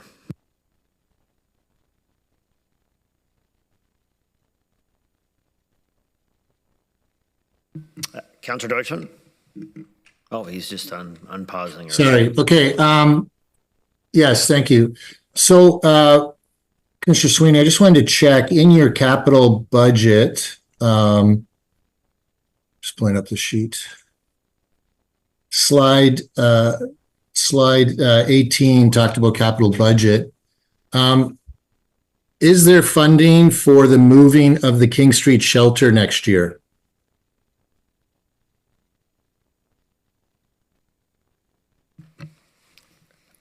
Through you, Chair, the operating budget that we've put forward assumes that the King Street shelter will operate until March 31st, and that the shelter at 84 Frederick that we've purchased will begin on April 1st. Just so I can clarify, you're not suggesting that that Frederick is a replacement for King Street, are you? No, I'm not suggesting that at all, sir. What I'm suggesting is that that's the timing that we've built into the budget. But can you clarify the question around capital? I'm not sure. Well, sure. Yeah, no problem. So we'll be closing King Street in March. Are we looking at an alternative location for King Street? Because my understanding is Frederick is going to have a specific purpose and may not accommodate, likely won't accommodate everyone from King Street. So what is, like, if there's a plan to go somewhere, I'm assuming there might be a capital investment with respect to that, not just the operating side of it. Yeah, so that's where I would go back to the housing continuum slide, which sets the service levels. And so there are other initiatives to support folks in that regard that are also built into the budget. But to be clear, there is no capital plan or allocation to purchase, acquire, renovate another emergency shelter following the closing of King Street. So just to clarify on that, there is no plan for another emergency shelter after King Street? And I'm not talking about Frederick Street. I know that's already been established. No, so what I'm pointing to again is the service level contemplates from a bed perspective, the closing of the King Street shelter, the opening of 84 Frederick, and also included in the 2025 budget is an allocation for the second hybrid shelter is included in there. But again, to be clear, no, there is not a plan to open another 100-bed emergency shelter following the closing of the King Street shelter. So just to clarify then, whoever is residing at King Street shelter, and just so we're clear, Frederick Street shelter, can you just, again, what was the purpose of Frederick Street shelter now? Who are we going to be servicing with that? It's a women's shelter for women and female identifying. Okay. So any male residents at King Street shelter will have no place to go after March. Is that what you're saying? And no, that's not what I'm saying. We are going to continue to work with our partners to ensure that individuals across our shelter system have access to the supports that they need, while also working our way through the plan to end chronic homelessness and supporting folks into transitional and supportive housing. Thank you for that. We'll wait and see how that progresses. You mentioned 572 chronic homelessness. Is that a result of the recent pit count, or is that older data? That's data as of September from our paths list, which is our most real-time data source. The pit count that occurred a couple of weeks ago is still being tabulated. Again, we're going to be bringing forward some preliminary numbers on that at the December committee, and then into the new year, some further disaggregated data around that as well. Sorry, when did you say December? Preliminary data, yes, correct. Okay, and then the last question. Community housing is people in the community that are offering their properties for purposes for people in need, is that correct? Are you referring to the continuum slide, Councillor Deutschmann? Yeah. So I wanted to clarify what community housing is. So community housing in the context of that slide to my colleague Ryan's comments are the units that are under either direct operation and ownership or under the purview of our role as service system manager. So these are Waterloo Regional Housing units that we own and operate, plus the nonprofits and co-ops that we fund through various contractual obligations and partnerships. They do not include any privately owned units. And again, Ryan referred to, we do know that those do exist in the community, but this just references those that we have some legislative oversight on. Okay, I'll follow up another time, just ask some more questions about pathway to housing and private homes and all of that sort of thing. Thank you very much. Thank you. Councillor Shantz. Thank you. My question is related to debt and expense, and on it doesn't really matter what slide. My question is, are there any savings to be found as we go through this program? So this shows all the expenses. Do you ever look at what we might be saving?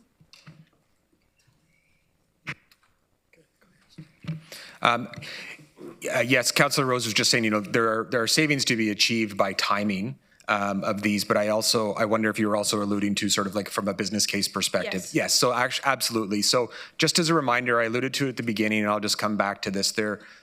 We are sharing this information around the debt financing, the debt servicing information related to Building Better Future in the context of Homes for All.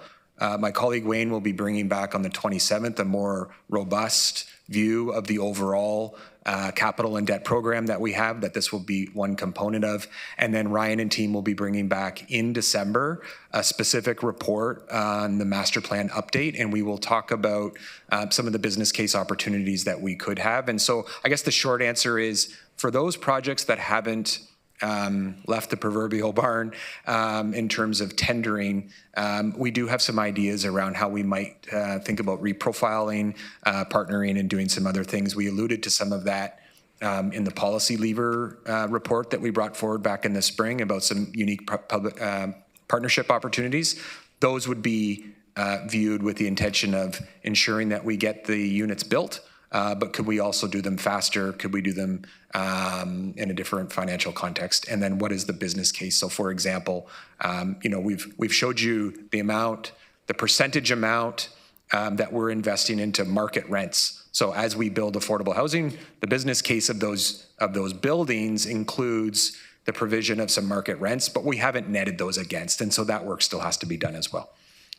So to be clear, that that's not baked into these numbers that you've shown us today? Today has only been about two things: the allocation of the 2025 notional housing and homelessness budget to those service areas, so you have a sense of where we're investing, and also the debt servicing load and service requirements, if to continue on as we have. We have not netted a business case against those units in today's presentation.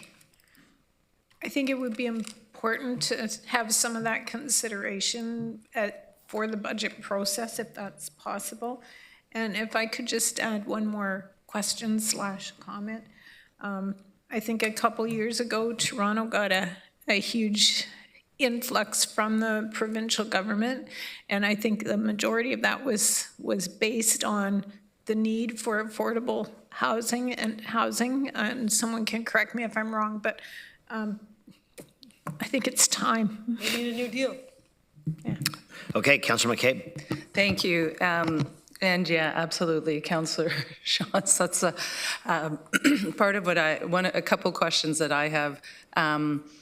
Just picking up on your Councillor Shantz's questions around the business case and that Peter, you said that between you and Wayne, there's going to be some more information coming forward. I'm wondering, when that comes forward, could you also provide some information about what the cost of housing is versus the cost of homelessness is, so that we can compare, because the cost of homelessness, there's there's security involved, there's police involved, there's outreach staff involved, there's food bank, there's et cetera, but if we could see those numbers, I think that would be helpful.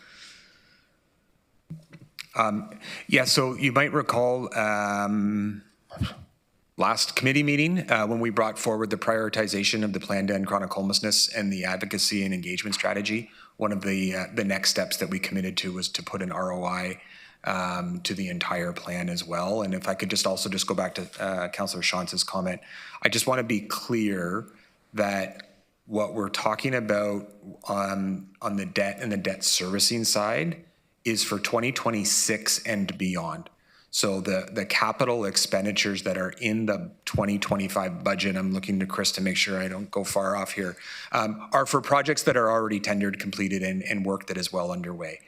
We have 4 very significant projects that have not been tendered yet that are making up the bulk of the information that we shared with you today. Okay, thank you for that clarification. And again, picking up just on something Councillor Shantz said a couple of rounds ago, was just to comment about work that's being done by other local municipalities, but others in the sector, whether they're nonprofit or private.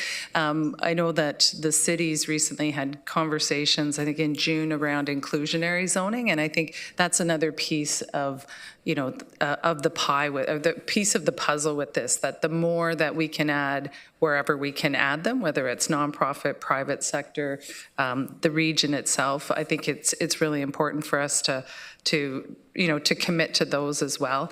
And just just trying to underscore again the point about the need for provincial and federal funding. Can you just remind us, in other provinces and territories, how is work like this, how are projects like this funded? So to my understanding and knowledge, the idea of a service system manager, the model that we operate under, existing at a municipal level is unique to the province of Ontario. So the work that we do in the region of Waterloo in housing and homelessness, my understanding is that in other Canadian jurisdictions would reside at a provincial office level. So that's a way, I mean, so in other words, in other provinces and territories, the provincial government covers these costs.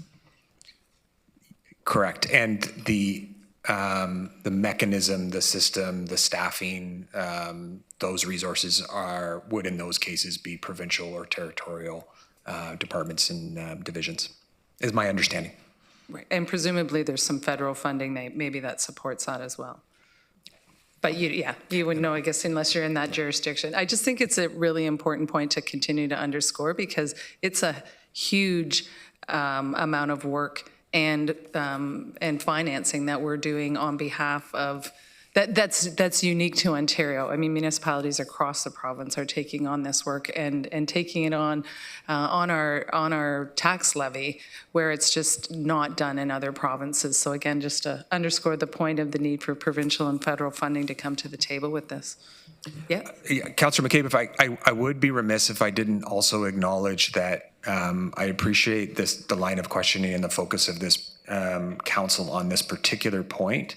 And I continue to encourage you to focus on the funding side of it, because we do see, and in conversations, and I think Ryan would be able to attest to this, in conversations with our colleagues across the country, the fact that the work is located in the community has tremendous benefit. So I wouldn't want us to conflate the model with the funding. So I would just leave that with you for consideration. Absolutely. That's a really important point to underscore. Thanks for that, Peter. Councillor Erb. Thank you, Chair Harris. And this goes back to a question that Councillor Shantz asked a couple times a while ago, how we partner with other community agencies. The rent supplements is a pretty successful tool that we use in placing people in permanent housing. What percentage and where would that show in that continuum on slide 15, I think it was? How big a piece of the pie is that, the rent supplements? Councillor Erb, I'm going to defer to Ryan to answer that question. Thank you. Sure, thanks for the question, and through you, Chair, if we could have the continuum slide brought up again, please. Thanks. Thank you. So the rent supplements, yes, a very important tool in our toolbox right now for housing people that are currently experiencing homelessness. Those rent supplements are, in fact, de facto supportive housing in a lot of cases. They come with both an affordability component to help somebody afford to pay market rent and also a support to help them stay and maintain housing. Those would fall into the affordable rental housing category. So you'll see that around the middle of the continuum, both in terms of the percentage and number of spaces that are provided. Fixed site supportive housing being different. That's where we have entire owned and operated multi-residential units of housing that have the supports baked in, as well as the affordability component. We do have a section of other rent supplements that don't come with the human support that are strictly an affordability component. Those would also factor into the affordable rental housing bucket of the continuum, again, around the middle of the slide that you're seeing, Councillor Erb. And my understanding is that there's a significant success rate in these rent subsidies in placing people and remaining permanently in that housing. You're correct.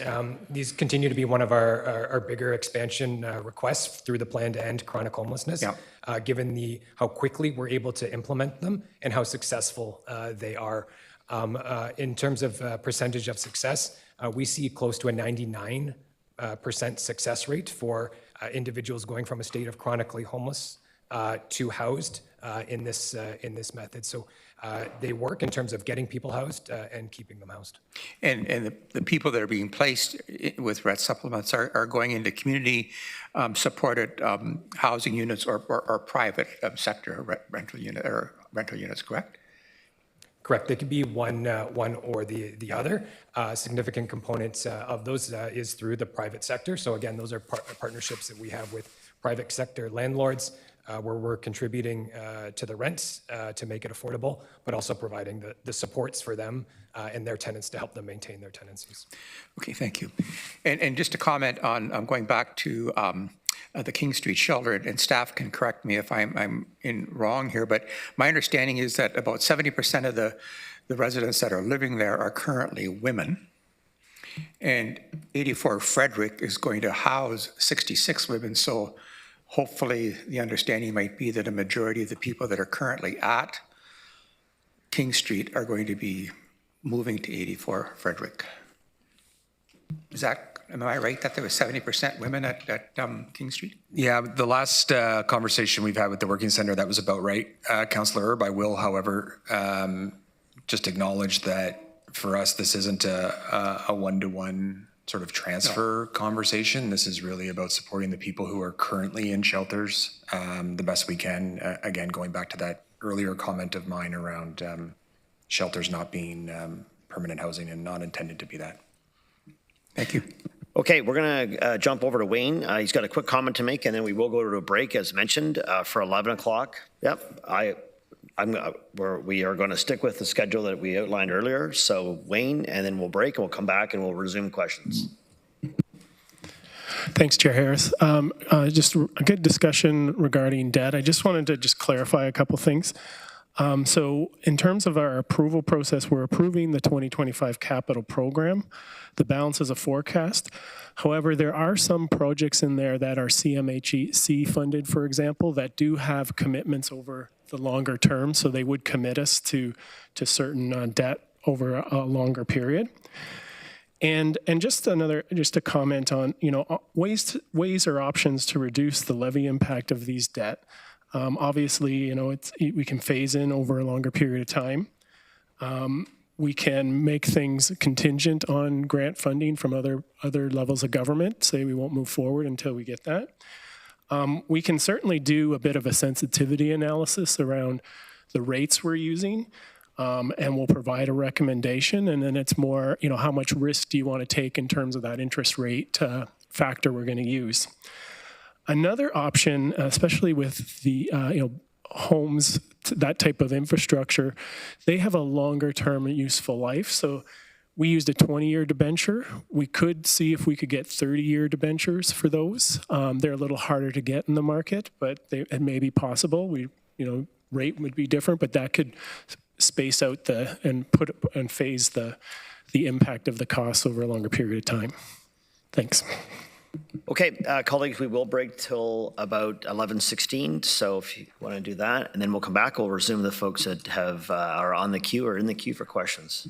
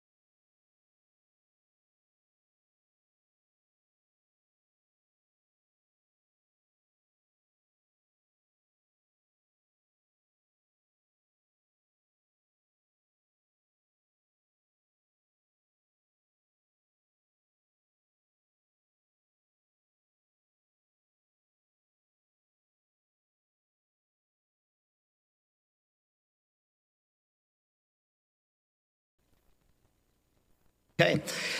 Councillor James, I believe you're up next.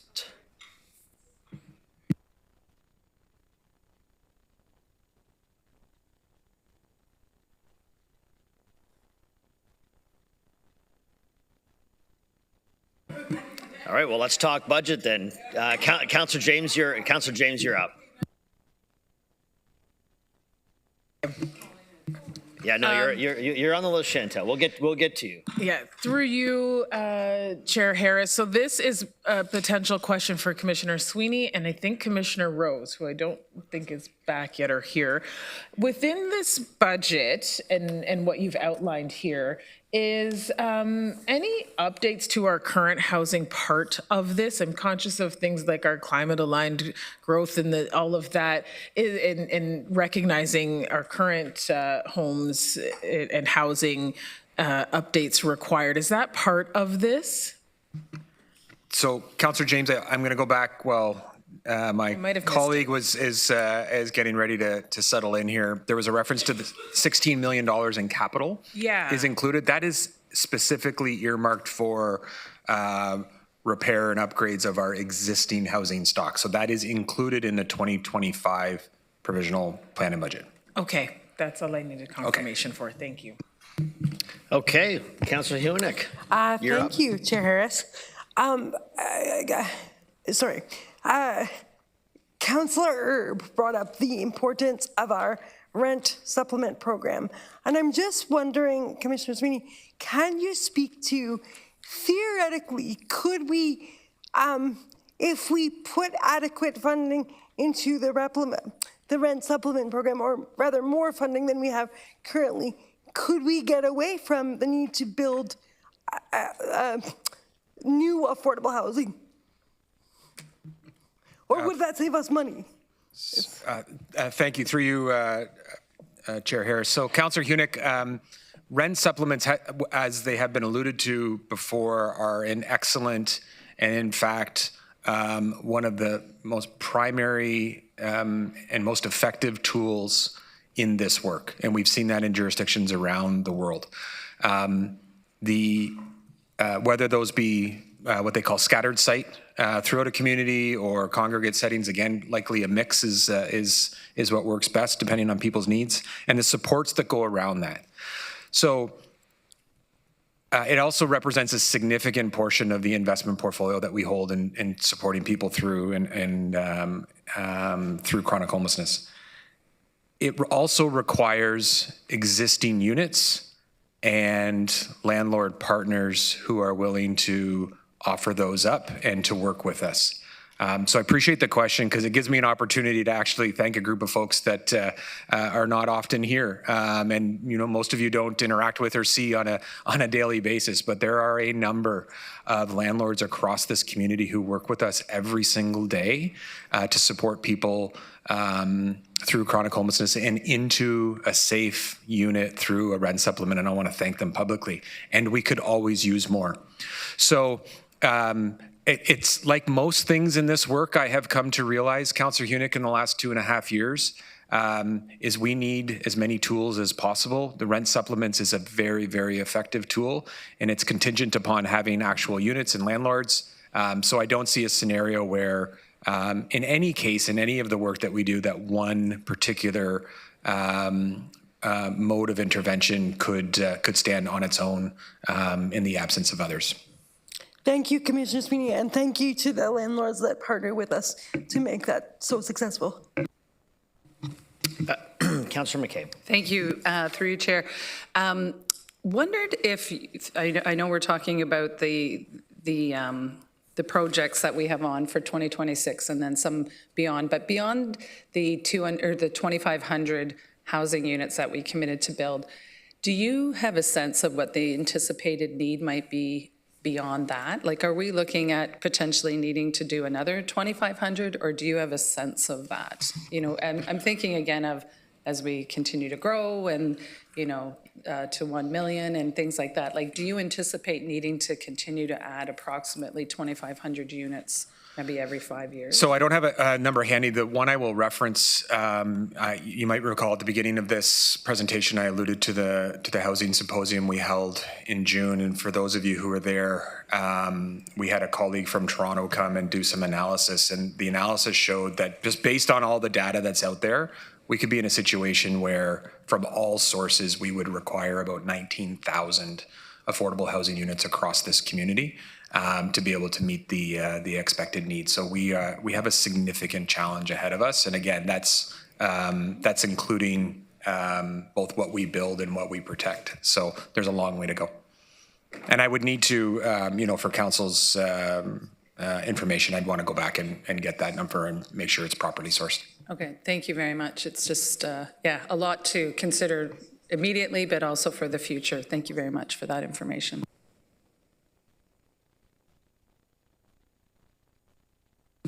Okay, colleagues, that's all of the questions that we have. Our next slide is the recommendation slide that you see before you with 5 items up for further discussion, well, actually a vote. So in your hands, colleagues, in terms of how we want to approach this, if we want to take them all together or if there's a interest in separating things. Chair Harris, can you read them, please? Yeah, sure. Thank you. Motion that the Strategic Planning and Budget Committee approve the following tax support operating expansions to move forward to final 25 budget on the 11th. 3 affordable housing resources, supports for households at risk of losing their tenancies. 2 staff resources to improve WRH insurability, is it? To reduce risks and longer-term costs. Plan to end chronic homelessness, prioritize and measured implementation investments. Employment program, pilot temporary transition funding.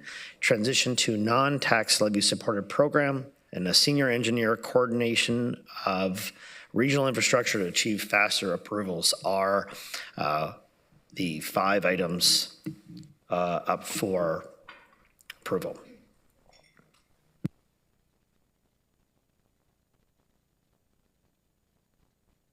Chair Redmond. I'm prepared to move all 5 to get them on the table. And the list was lengthy, and I did have a speaker that I just saw, so Councillor Verbanovic, although we do have a mover, a seconder by Councillor James, so Councillor Verbanovic. Thanks. I would actually ask that the staff ones, so A, B, and E, be referred to final budget day. So I will move that. And I do so because, again, folks, I think we need to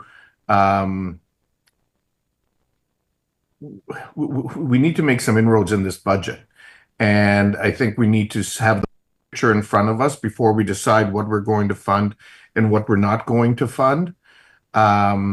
Fundamentally, I can't support the budget personally the way it is. I don't think it's realistic to fund a budget with 170 new staff, 170 plus new staff. One only needs to look at the results in the U.S. election of the impacts of affordability and inflation and how things played out down there. And people are struggling in our own country and in our own community. And so I think we need to look at these and all of the asks in a coordinated way and then make those decisions at that time.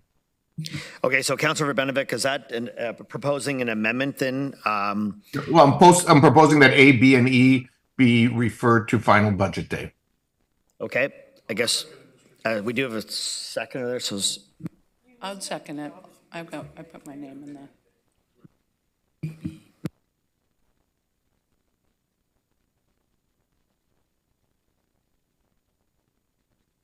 Okay, so we have a seconder in Councillor Craig, which is an amendment to the original main motion that we've got before us. So I guess discussion on the amendment to move A, B, and E, defer them till final budget day. Councillor, I do have Councillor McCabe next. So. Okay, I just want a clarification so it doesn't. Okay. Well, and so nothing's approved until final budget day, correct? Technically, So- yes. So deferring this to final budget day does what exactly? Like, is it just deferring it from further conversation today? And then we're going to have a deeper dive? Like, I'm just wondering, do we have a deeper dive on it today rather than budget day? I guess that's kind of the question, right? So, Mr. Chair, I gather that question is to me since I made the motion. And so I believe that this particular issue needs to be looked at in the context of all of our staffing decisions. I've heard many members around this horseshoe express concerns around the overall proposed budget increase. And I personally don't feel that I can make a appropriate decision on these within the context of all of the items that staff are going to be putting before us, and then looking at them in the context of the full picture. And so that's why I've moved the deferral. So I guess part of my question, because I still have the floor, right? So I actually have a question about one of the staff positions, but my question then is like, when do we actually have sort of a deeper dive? If we defer this, when would we actually kind of go through these and the other ones sort of more deliberately? That'll fall to December the 11th. So it would all have, if we defer it, okay. Okay, well then, can I just ask a question about that? I guess I should have asked, well, I mean, I'll ask it whenever. The 5 employment, Yeah, sorry, just to clarify too, there is the 27th, November 27th is a potential day that the other items were deferred to, so there would be potentially an opportunity to have a more robust discussion, and maybe Mathieu wants to jump in as well that I see, so go ahead. Thank you, Chair. Just for clarification, and I think to mirror the decisions that came last week, I think what the way we interpreted Council's decision last week was a number of expansions are being pushed directly to final budget day.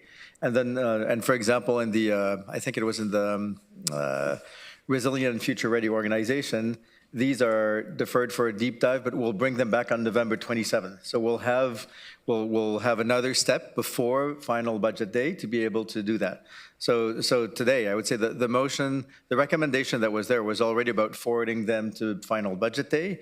I would say if you want additional scrutiny, we would bring these again on November 27th for a deep dive before final budget day. So I think these are the options that are before you and where we're looking for some clarification maybe. okay, thank you. I mean, personally, as long as we have a time to discuss them is really, like, so what, I would prefer November 27th versus December 11th or today. But my other question is around this, specifically around the 5 employment consultants that's proposed. So this was about nearly a year ago when the province changed the way that they're, you'll have to remind me, the way that they're running the employment supports program. So I guess I'm curious, because I understood the province was funding the changes to that program. So why did they, like, why are these 5 now needing, and I realize it's just from April to December 31st, so 9 months or so. But why is that now on the regional tax levy instead of the provincial? Because I thought they were funding the changes to this. Yeah, so through you, Chair. Councillor McCabe, I will recirculate the report that we brought back to committee last month, where we did a presentation on the employment pilot project. You might recall my colleague Christine Stahl did a presentation of all the work that we were doing and the outcomes and impacts that this project was having. The 5 staff that are included in this are not net new. So a year ago, you're correct, the province of Ontario made some changes to Employment Ontario through something called the Employment Services Transformation. And at that time, we were uncertain about how that was going to play out in terms of the impact it was going to have on the community. And so we had asked council to endorse a pilot project for us to invest off regional tax levy an extension of some more staff to do that work. And that was the report that we brought back last month. And so the expansion is based on what we're seeing, both from an impact perspective, but from a funding perspective. You'll recall that we have a number of pathways to resourcing the entire program off the levy by the end of 2026. So that was the report that we brought to committee. I can recirculate that. It goes in detail about how we ended up where we've ended up. This is just coming back. This is not anything new. Okay, thanks for that. I can look it up. Yeah. You don't have to research. So maybe I'll flip to Councillor Verbanovic as it was his amendment. Is that clarity on the November 27th likely work for you then? Yeah, thanks to Mr. Getsky for that, those insights. I think that does make sense to use November 27th as the date. And certainly if there are some things that colleagues, and I can hold the motion if you want to be, truly follow the procedure rules. I can hold it until, people have the opportunity to put any additional requests for information onto the table so that we have that for the 27th. Okay, Councillor Deutschmann. Yeah, thank you. I mean, that was what I was trying to clarify. These positions A, B, and E, are they listed in the budget book in the page 138, 139, which is the proposed service expansions? Through the chair, yes. Yeah, so I had thought that as a council, we were going to do a line-by-line review of those proposed, some of them obviously are a little bit different, but of those. So, yeah, so this now, it didn't say November 27th a minute ago. It said December 11th previously, which you're just showing on the screen now, correct? Because November 27th is not final budget day, is it?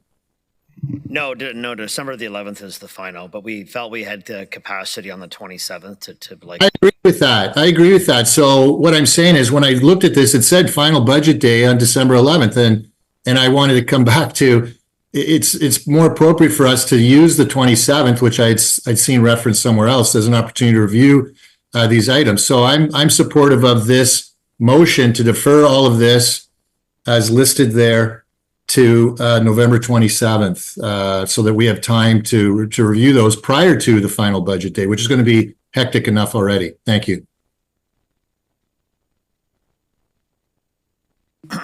Yeah, the clerk, Tim, just reminded me, the process is basically if we approve the items today, then the next opportunity, frankly, to deal with those would be a discussion on the 11th. If what Councillor Verbanovic is asking that we refer them or defer them to be dealt together, I believe we've all got a bit of a consensus here that the 27th will be that day then where we actually get into the details of those items prior to the 11th. So I'm just a little confused. Can't we go through these line by line on the 27th and vote whether we support them or not? Yep. Yeah, we can do it now. We can do it on the 27th. Well, I'm not talking about now. I'm talking about the 27th. Sure. Yeah, that I think is the plan to go through. Okay, thank you. I just wanted to clarify that. Thanks. And then ultimately they'll either be carried forward to the 11th or they won't be. Councillor Hunick. I don't think that cutting new staff positions or current staff positions is the answer to saving the taxpayers' money. I think we need to bear in mind that those people in our region who don't get jobs will be worse off than taxpayers who do have jobs. And so I think adding these positions that are recommended by staff will have a good impact on the morale at the region as well as the community as a whole, because new jobs are a good thing. Thank you.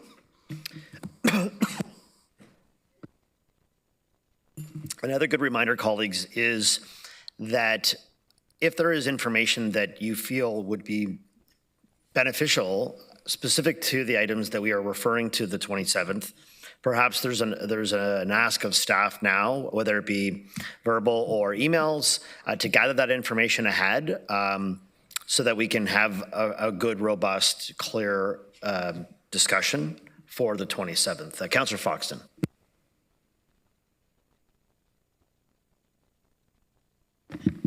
But yeah, this makes total sense to me. If we approve staff along the way, saying, yeah, that sounds like a great idea, and then we end up with 170 new staff that we really can't afford. And so this makes sense, total sense to me, that we review it together with all the other new hires and see the impact, because Councillor Hunick's right, we have to provide jobs, and staff are right that we need to fill positions, but we also have to think about the taxpayer and the number of the people that are living right on the edge or have already gone past that. So it's a mixed bag of balance. Thank you. Councillor James. Thank you, through you, Chair Harris. I can agree with the notion that we have to be conscious of the taxpayer. I'm also conscious of our economy right now is struggling for many people, and people hired, they pay taxes. It's a cycle. So while we need to be conscious of the jobs we're creating, we also have to be conscious of what happens when we don't create these jobs. The question I have is around E. So create efficiencies and achieve faster approvals in the development review process related to coordination and protection of regional infrastructure by investing in a senior engineer. This role is offset by the new program revenue. I might have missed it. I may be just waking up now, but what does that mean exactly, the offset of that, if you can just explain that? Is that funding coming from somewhere else, or are we bridging, or what have you? Through the chair, we have proposed a fee for the review of these types of technical engineering studies that this position would be undertaking, which I believe was $1,250. So that would be the offset in terms of the cost for that FTE. So that 1,000, that would be required now? Or that's... Yeah. Currently, we do not charge a fee through the chair for that type of review, although we are conducting the conducting the review. We are relying on the kindness of our colleagues in design and construction to assist us in that review, which does then create some issues in terms of prioritization between that function as well as the delivery of the capital program. Okay, and then would this person be speaking with, I'm conscious of that word efficiencies and all of this. So this is internal to the region. Is there work that needs to be done coordinating, say, with area municipalities in a capacity? Through the chair, correct. There will be a few different efficiencies that will be introduced in this, and having the dedicated in-house staff person, for example, instead of relying on consultants. There's efficiencies there in terms of the cost, as well as the control over the prioritization of the files that they're working on, the time of the review. We'll also have them integrated directly in the development review team to enable the integrated service in terms of development review. Okay, thank you. So I'm okay with the amendment. I would just like to break out that item E to vote on that separately. Okay, Councillor Wolf.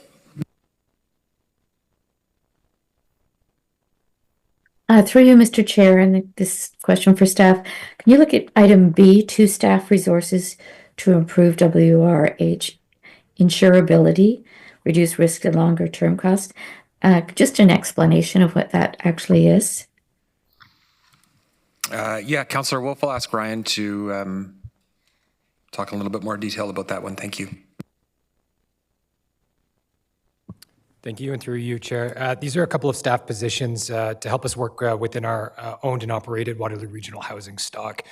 We've seen an increased occurrence and risk of fires in our buildings over the last number of years, and as a result, we've seen an increased cost associated with our insurance premiums in particular, to the point where we're at the risk of becoming uninsurable in Waterloo Regional Housing. These two staff positions are to try to address some of that, both in mitigating the risks with our tenants, ensuring that their smoke alarms are remaining connected and there's other areas of fire safety addressed in their units, but also working to ensure that they are obtaining tenant insurance themselves as individuals, and that they're able to maintain that tenant insurance. So those are two staff positions particular to ensuring life safety and mitigating some forecasted increased costs related to insurance and fires in our buildings. Okay, thank you. Would the fire department help with some of the inspections in our housing for things like fire, smoke detectors, etc.? Thank you, and again through you, Chair. Yes, absolutely, and they've been great partners when we've been able to engage with them. Part of what these staff will be doing is creating those partnerships, other trainings, and other partnerships to ensure that our buildings and our tenants remain safe. So that would be one example of partnerships that these staff could enhance to do that work. Okay, and you do think you need 2 people full-time? Correct. Given our portfolio of close to 3,000 units, we think we need 2 people to do this work and to do it well over the coming years. Okay, thank you. Chair Redmond. Thank you, Chair Harris. Maybe I was remiss when I moved the recommendation as printed before us because all of this was going to December the 11th. So I guess I'm just asking from a process point of view. I know Councillor James wanted E taken separately. All of this was going to go to December the 11th, was my understanding, where it could be dealt with other competing needs. So now that we're sort of deferring some and not others, I don't know what happens to the other issues. So would it be easier if we moved the recommendation before us, but had all 5 items go to the 27th of November, at which point they could all be discussed? Because my sense is no matter what we've decided on and when we're moving things forward, there will be another opportunity to discuss it. So I guess I'm just not really clear on where these 5 issues go if they don't all go to the December 27th meeting. And maybe they go to December the 11th or November 27th. It makes a lot of sense given, there's only 2. So, Councillor Verbanovic, we do have an amendment that carves out the 3. The original motion by the chair would be to punt them to the 11th, but now we're talking about the 27th. And then there's, I think, new discussion on bringing them all to the 27th. Correct, Chair Redmond?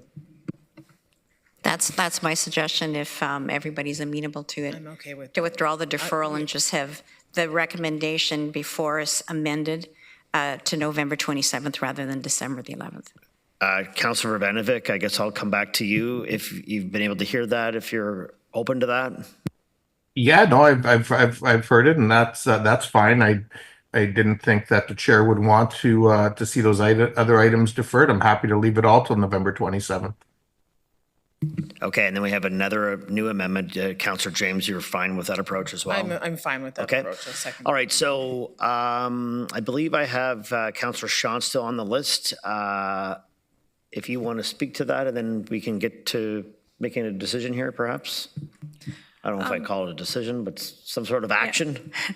I don't have a problem deferring it all to the 27th, but if I can just ask process, and it's just that I can't find at my fingertips right now, the outline of what we're doing on each day. Does that mean on the 27th, then we're going to start discussing the budget as a whole? Is there time for that? I think you said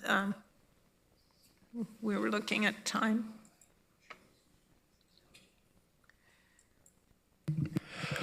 Through the chair. So the 27th is where we will come back with a lot of the responses to some of the questions and input we received.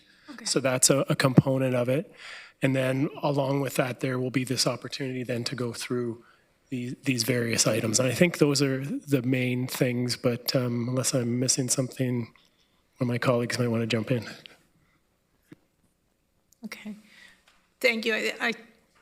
I'm quite happy to support this if we're starting to bring everything together at the same time to move it forward. So thank you. Okay, then let's pull that. We'll give the clerk's staff an opportunity to bring that up. And everything as read earlier, with the exception of the new item being brought forward, supported operating expenses to move forward to November 27th. That is the new line.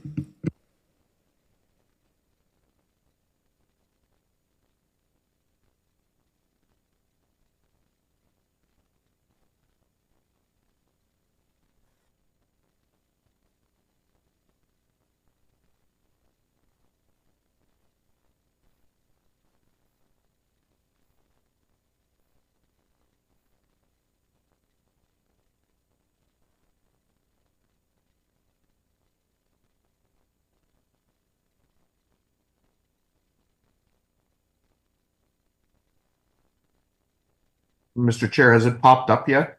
Yep, they're getting it up here. Hang tight. Okay.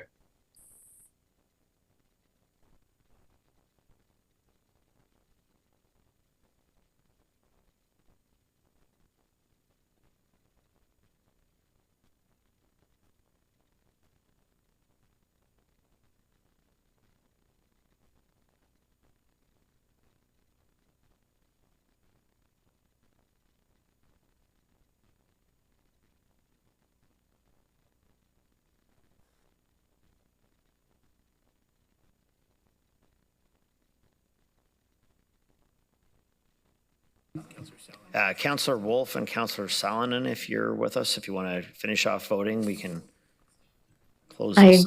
I'm in favor. Okay. I already voted.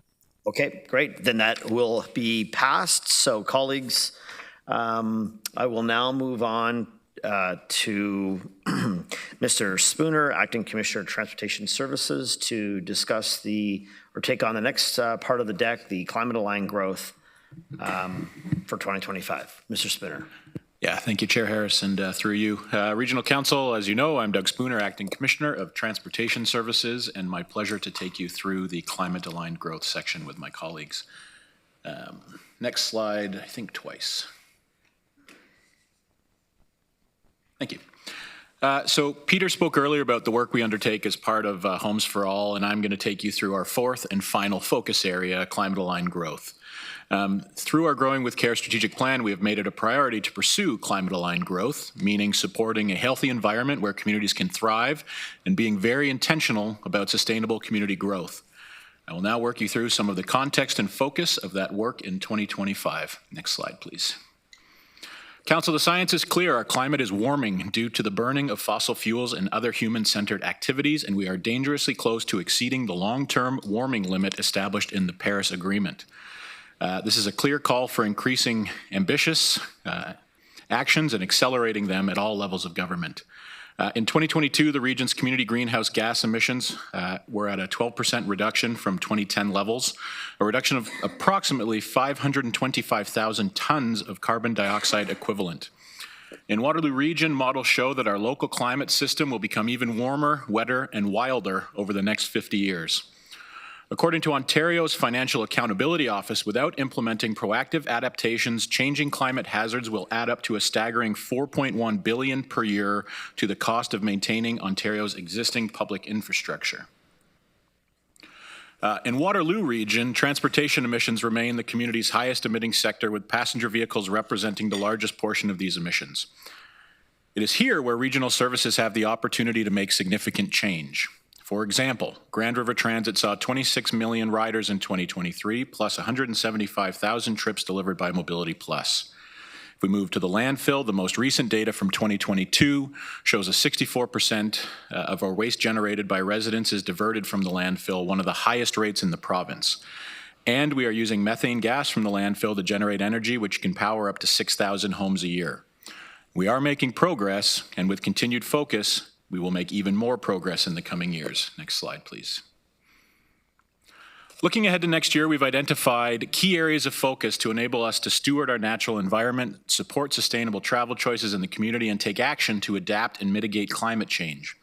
You will see these areas outlined on the slide, including increasing the region's use of sustainable energy sources and energy conservation practices to reduce greenhouse gas emissions, improving climate resiliency of the region's assets and infrastructure through adaptation and mitigation strategies, exploring innovative waste diversion and circular economy programs, expanding active and public transportation networks to support sustainable travel choices within the region, and making public transportation easy to use, frequent, and fast while advancing major initiatives such as ION and the Kitchener Central Transit Hub. And finally, investing in programs and infrastructure to support the community's growing water and wastewater needs. With that, I'll hand things to Commissioner Rose to chat about the capital investments. Thanks, Doug. We've heard from Doug on the importance of transit, and it's one of our biggest expenses. On this slide, you can see an overview of work underway and work planned for the future from a transit capital investment perspective. We have some major projects underway, including the electric bus pilot. Under 2025, you will see additional work at Conestoga College, This terminal is a key customer destination and transfer location. It also serves as a relief location for operators. Conestoga College has supported constructing a terminal on site to improve passenger amenities and waiting areas. This will allow buses to more efficiently serve the college rather than navigating the internal roadways. The current Cambridge bus garage is at capacity and nearing functional end of life.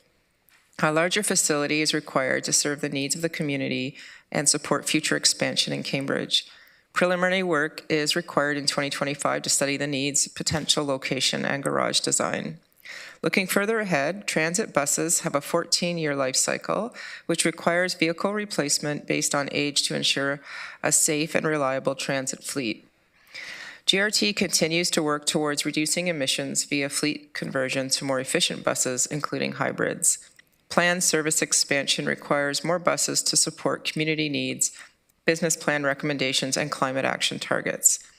Expanding charging capacity and infrastructure at garages and key terminal locations is required to support future bus electrification expansion. Next slide, please.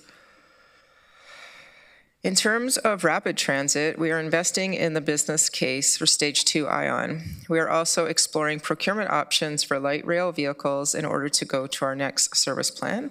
And further down the line, we are looking at design, property costs, and construction costs, all related to the next phase of ION. Next slide, please.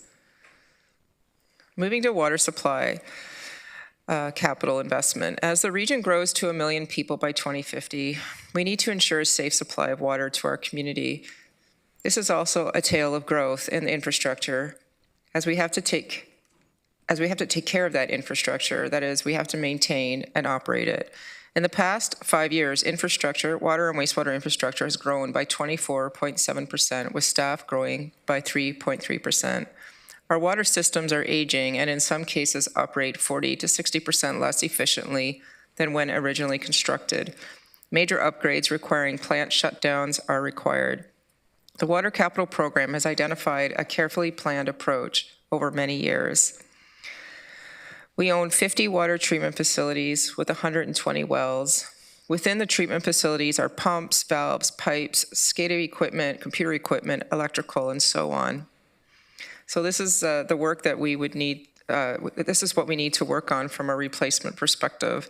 Underway is the water supply strategy, which will identify where we can optimize current sources of water, find new sources of water, and invest in innovative water conservation and efficiencies to ensure the water supply and natural environment is not unduly impacted. Starting in 2025, we'll be upgrading the Mannheim water treatment plant for much-needed repairs of existing infrastructure and expansion to support ongoing maintenance while maintaining an uninterrupted supply of water to the community. Future work for water supply includes expansion in capacity with new infrastructure, while at the same time investing in existing infrastructure to extend the life of a transmission pipe, booster station, well, or treatment plant. Next slide, please. From a wastewater perspective, wastewater treatment perspective, one of the main constraints facing the region, which has been discussed around this horseshoe in wastewater treatment, is the ability for rivers to absorb more effluent, which is the treated wastewater, into them. The region has a duty to care for the environment as we grow, which is reflected in our vision, mission, and values, as well as provincial legislation.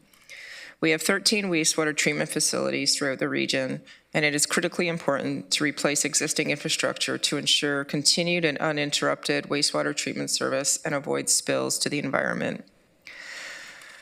SCADA system upgrades will support cybersecurity as well as ensure monitoring compliance is met. For 2025, we will be continuing to work on the wastewater infrastructure to support development in Breslin and Cambridge in the East Side lands, and we will continue to invest in new pump stations in Kitchener and Baden to support growth. Future work includes expansion in Wellesley and Woolwich with the Wellesley Wastewater Treatment Plant and St. Jacobs Wastewater Treatment Plant expansion. Next slide, please. We've already shared how successful we have been at diverting waste at the landfill. That's had a big impact on costs moving into the future. Under capital investments in waste management over the next 10 years, we are looking at about $330 million of investment. Examples of priority work underway include wastewater cell construction and Waterloo transfer station upgrade design. Examples of priority work starting in 2025 include development of property acquired earlier this year adjacent to the Waterloo landfill and associated access road in order to maintain excess soils utilized in development of the landfill, as well as continued provision for access to the Hydro-Cut Bike Club trails. Examples of priority work beyond 2025 include construction associated with continued build-out of the remaining approved Waterloo landfill cells over its anticipated remaining 25-year lifespan, replacement and upgrades to aging infrastructure to provide improved access and customer service experience at the Waterloo public drop-off area, as well as continued investment in the Cambridge public drop-off through building rehabilitation to ensure compliance and seamless operations. Now I'd like to pass it back to Doug. Thanks, Jennifer. Council, a bit of a recap on, next slide. A bit of a recap on transit fares from last session. So included in the proposal is to increase transit fares, largely focused on the monthly pass, which is still 15 to 30% lower than comparable transit agencies in the GTHA. There's no increase proposed on the stored value card, that's the $3 pay per ride, or on Mobility Plus tickets, which will help maximize the value and affordability for our occasional riders. We are proposing the increase on the cash fare, which is used by between 7 and 9% of riders, and offsetting that with a 20% decrease in the cost of the EasyGo fare card. So users, again, have the opportunity to save money by paying with EasyGo, 75 cents today, and the proposal $1, and you can load as little as 5 cents per transaction. And I will note Councillor James's encouragement from last session about having some marketing and promotional supports to move people over from cash to EasyGo to save them money. And back to you, Jennifer, for the upcoming slide. Thanks, Doug. We're going to talk a little bit now about waste management user fees and charges. As noted in the slide, user rates and associated tonnage estimates are adjusted annually based on reviewing site usage details, including the number of vehicles served, waste material types managed, and tonnages received. We communicate regularly with private sector waste service providers operating within the region to obtain information on expectations around waste generation and how much of this waste may be disposed of at our sites annually. Undertaking a scan of other Ontario municipalities to determine how user rate policy and rates are set in those municipalities. And we also consider potential implications of any new policy initiatives from all levels of government. And we account for inflationary factors and general economic indicators. Taking all of this into account, user fees are set to provide good value primarily to small to medium-sized businesses and residents while offsetting some of our capital and operating costs. Next slide, please. This slide speaks to the proposed water and wastewater volumetric rate change. What you see here is a water supply and wastewater treatment, water distribution and wastewater collection. I just want to take a few minutes to describe the differences between those. Water supply and wastewater treatment, the rates that you see there are indicative of the wholesale rates. This is the rate we sell water to the area municipalities, which they then use to distribute to their customers. So the area municipalities create the retail rate based on their financial needs, and they would have to include the rates that the region has approved through our council. So as you can see from this slide, we are proposing that we do not change the rates that we proposed last year when we talked about the 2025 user rates. So we're continuing with a 4.9% rate increase for water supply wholesale rates and 5.9% for wastewater wholesale rates. These water and wastewater rates from a wholesale perspective and retail perspective, when I get to those, are to cover operating costs, compliance costs, maintenance, stated good repair, capital costs, and also to fund the reserve, the infrastructure reserve for future capital costs.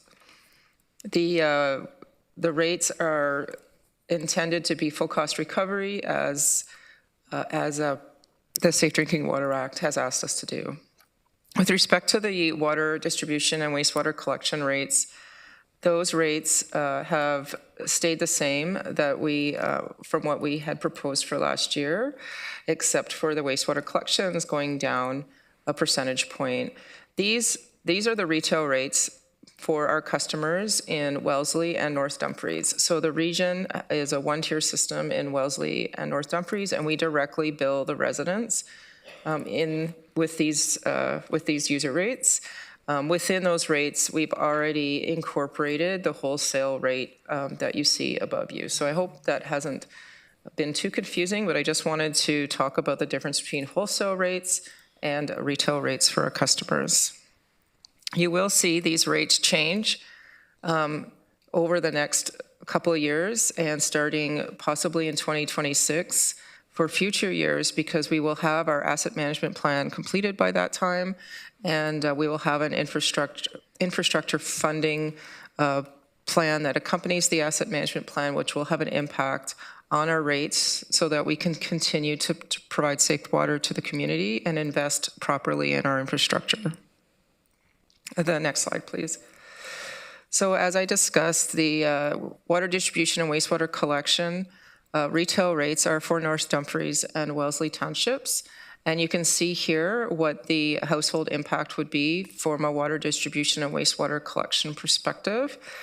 And the increase annually for water is $35.66, and on the wastewater side, it's $30.20. And I think I'm handing it back to you, Doug. Thank you, Jennifer. Council, while current and future climate trends are alarming, there is reason for hope. In many cases, the knowledge, skills, and technological solutions to undertake energy transition, sustainable transportation, and climate mitigation already exist, and many actions are already underway in our region. For example, since 2019, the region implemented 210 conservation projects towards our goal of 350 by 2028. This has resulted in savings of $2.2 million in utility costs and the prevention of 3,700 tons of GHG emissions. We're also making strides to rely on sustainable energy sources such as e-buses, solar panels, and generating energy from the Waterloo landfill, again, which powers up to 6,000 homes per year. We're working hard to make public and active transportation easy, fast, and efficient through increasing GRT service levels and expanding active and public transportation networks, including ion and cycling lanes. We are focused on efforts on protecting our sustainable and sustaining our natural resources, including our water sources and its necessary infrastructure. And finally, we are managing assets to meet growing community needs, address aging infrastructure, and adapt to or mitigate the impacts of climate change. Next slide, please. Just like we did for the Homes for All priority area, we will look at each of the potential investments under climate-aligned growth. At a high level, you will see that these investments respond to increasing ridership demand, enhance mobility for residents, improve the resilience of our assets, modernize waste management services, advance climate initiatives, and ensure the continuity and health of our water sources. Next slide, please.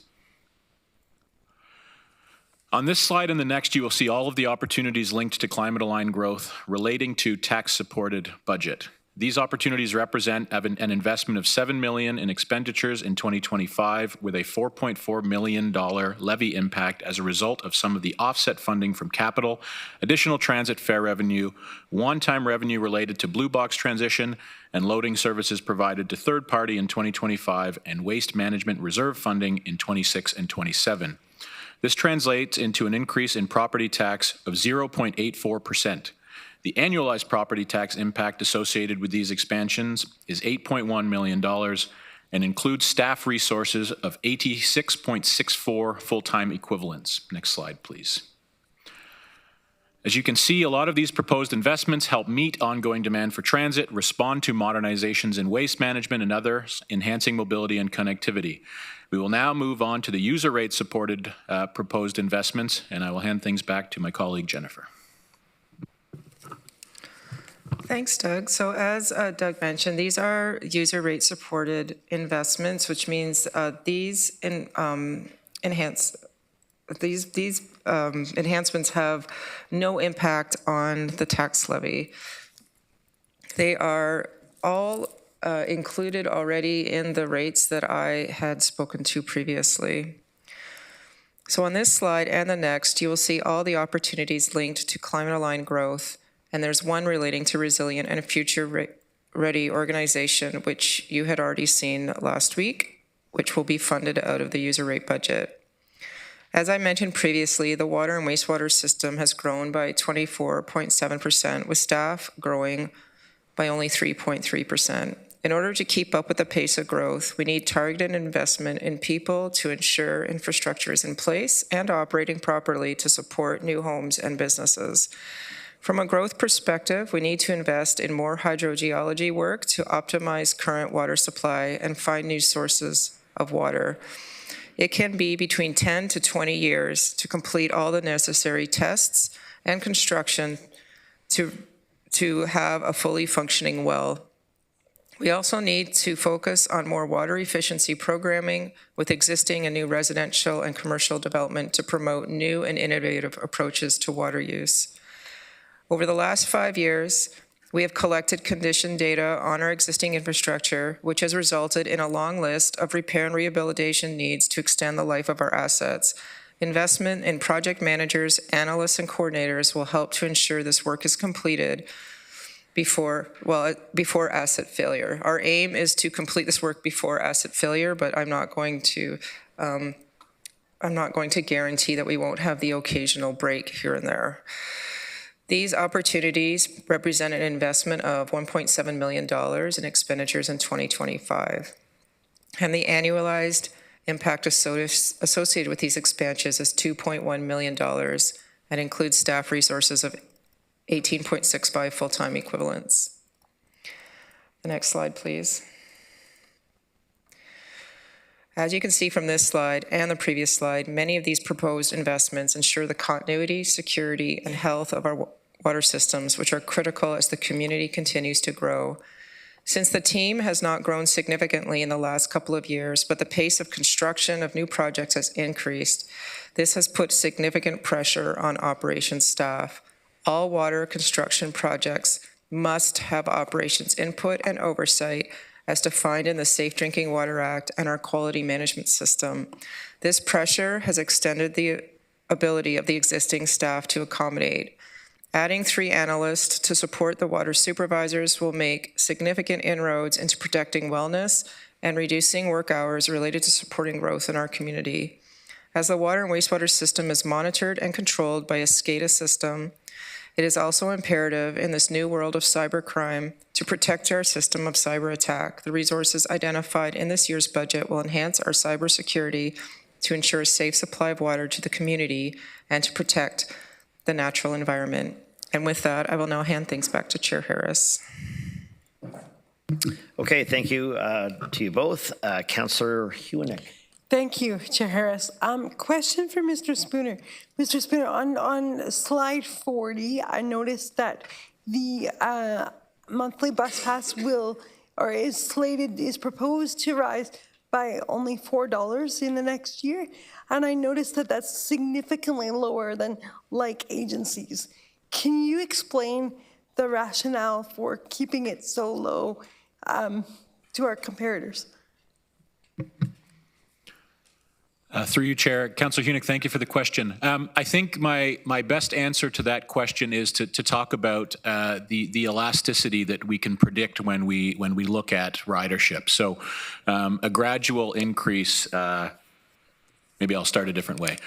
Our pass is underpriced versus like agencies. I don't think that's a bad thing. That pass has passed through to the Affordable Transit Program, to our corporate program. That is our most popular non-universal pass program. Yeah. When we do work like this, our team obviously takes into consideration ridership and revenue impacts of a change such as this. So in this case, we did run a scenario moving from $96 to $100. We also ran a scenario moving from $96 to $104.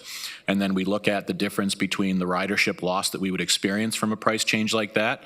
And we landed on 100 as the best way to gather a bit more revenue, but also to make sure that it's palatable for our riders and they keep riding with us. Yeah, and maybe $99.99 would sell even more.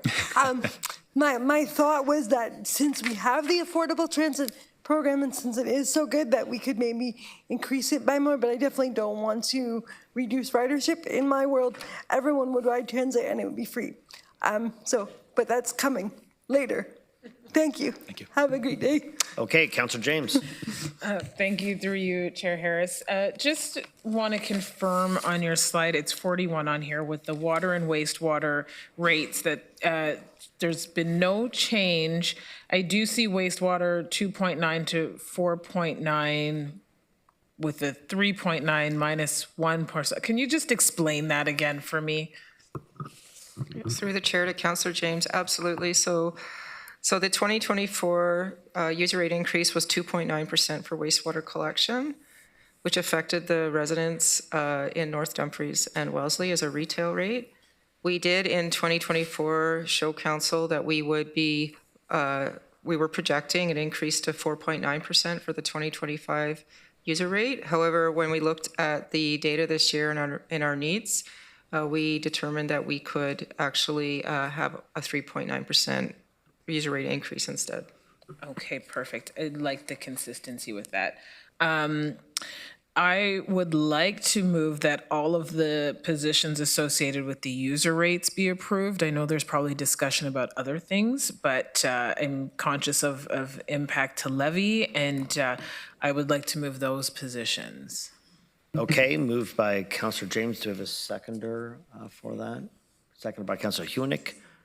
So for those that may have not heard, Councillor James has asked for the expansion positions that are directly funded by user rates be carved out and voted on now, and they would go to the 11th. And I suspect there may be others that would like to see the rest continue on with the theme that we've had previously that would flow to the 27th. So I do have a speakers list. I'll carry on with that. Councillor Verbenovich. Thanks very much, Chair Harris. And I suppose on these, well, actually, I'm going to ask a question first on the user fee ones.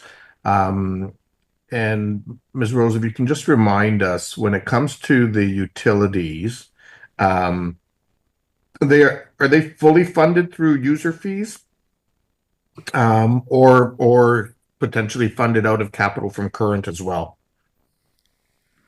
The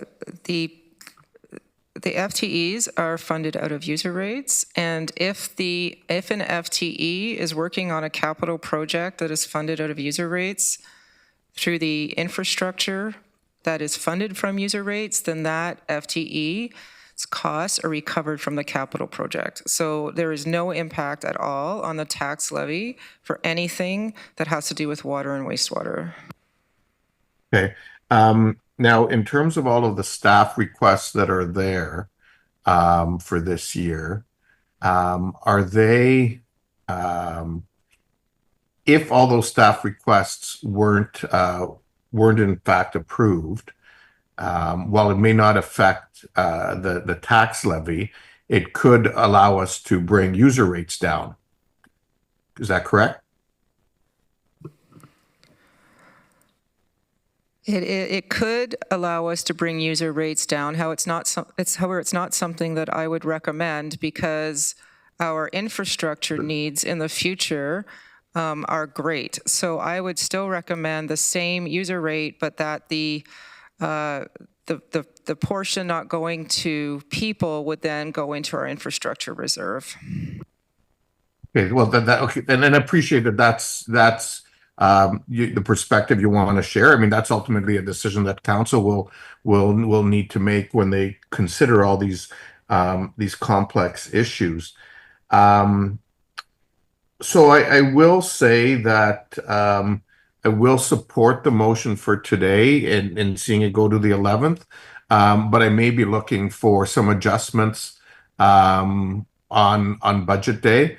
And the attempt in doing so will be to actually see us make an adjustment to user rates, because at the end of the day, it's when we talk about affordability for a household, it's looking at the property taxes they pay, as well as the sewer rate, the water rate, the stormwater rate, and ultimately their utilities, which we directly or indirectly are involved in.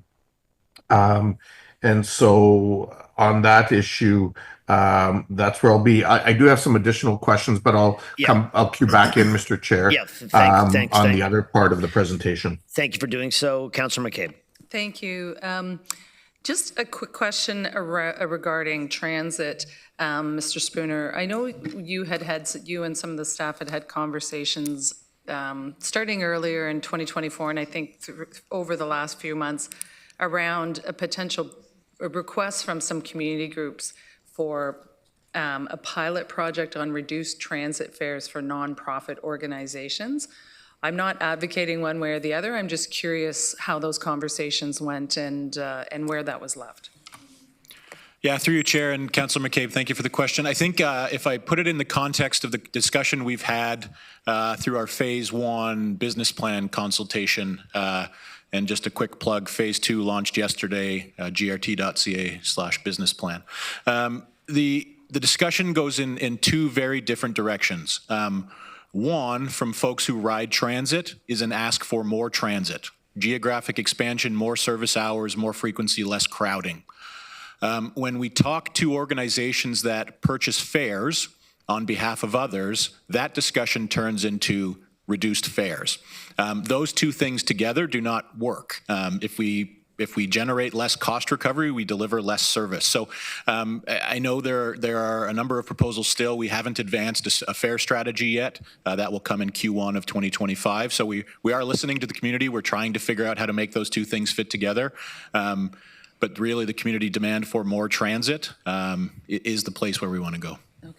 Thank you for that update. And just for the rest of council, there's just a little bit of context. There's a number of nonprofits that Doug and Pat and some others in the team met with over the past few months, because groups like Camino Wellbeing and Waterloo Region Family Network, and anyway, a number of them, and because they are using monies that they are raising or that are for their operation, to actually buy transit passes for for their clients to actually get to their services. So it's a significant impact to a number of community organizations, which is why these conversations have been having, and I appreciate staff taking time to meet with them. And then my other question is around the debt servicing, because Mr. Steffler, you had raised the debt servicing piece and indicated that right now it's budgeted for over 20 years, is that right? And that those could be extended, or that could be extended? Yeah, through the chair. What I mentioned was looking at the life of assets, you can then look at the potential of doing a debenture for a longer term, but it is dependent on that nature of the asset. So like a building is in that 30 to 40 year range, so you could try to get a debenture for 30 years. Some of these other things, if they're lower useful life, then it's not probably not possible. Okay, thank you. All right, I may have a question around that at another point, but thank you very much. Okay, Councillor Deutschman. Yeah, thank you, Chair Harris. I just want to say the impact of user rates is the same as the impact of the levy on the taxpayer. It's one taxpayer that's paying for the service, whatever that service is, whether it's described as a user rate or described as a levy. I mean, at one time, water would have been all part of the levy till various municipalities started hiving off and separating various utilities. I'd like to amend the motion that those matters be moved to November 27th. We can have that discussion, because from my perspective, it's the same thing, whether it's user rate or levy, and that's what we're trying to look at holistically with all of those items to the proposed service expansions. Okay, Councillor Verbanovich? So, Chair, I sorry, moved sorry. a motion to amend Okay, sorry. to November 27th. We don't, I guess we do. We do have a motion. Yeah. Councillor Hunick seconded it. So Councillor Hunick did second it. So now we've got an amendment coming forward by Councillor Deutschmann. Okay. To seconder on that deferral. Councillor Craig. Councillor Verbanovich, we still have you in the queue. I don't know if you want to have if you're in on this, or if we'll go right to a vote on the amendment. Go to the vote, and then I'll ask my questions after that. Okay, colleagues, well then let's get that up. This is an amendment to defer all of the items to the 27th.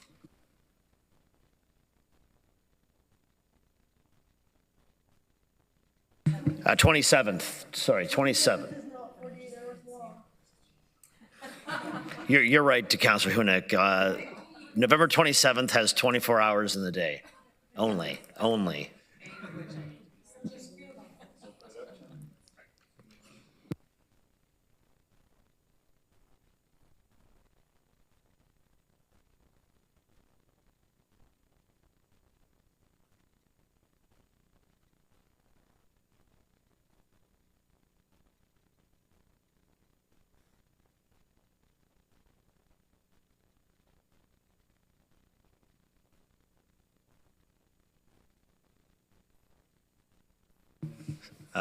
Councillor Salonen and Wolf.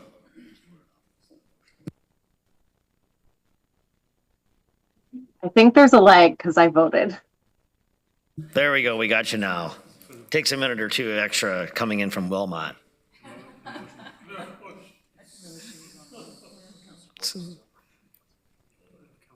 Councillor Wolf.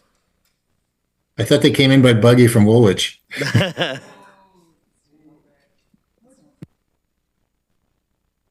Okay, so we'll that amendment is carried, colleagues, on that. I don't know if there was further discussion on that, colleagues. We're getting close to 12:30. We did say we would recess then. So I think Chair Harris, that was a vote on the amendment. Now we have to vote on the motion to move it to the 27th.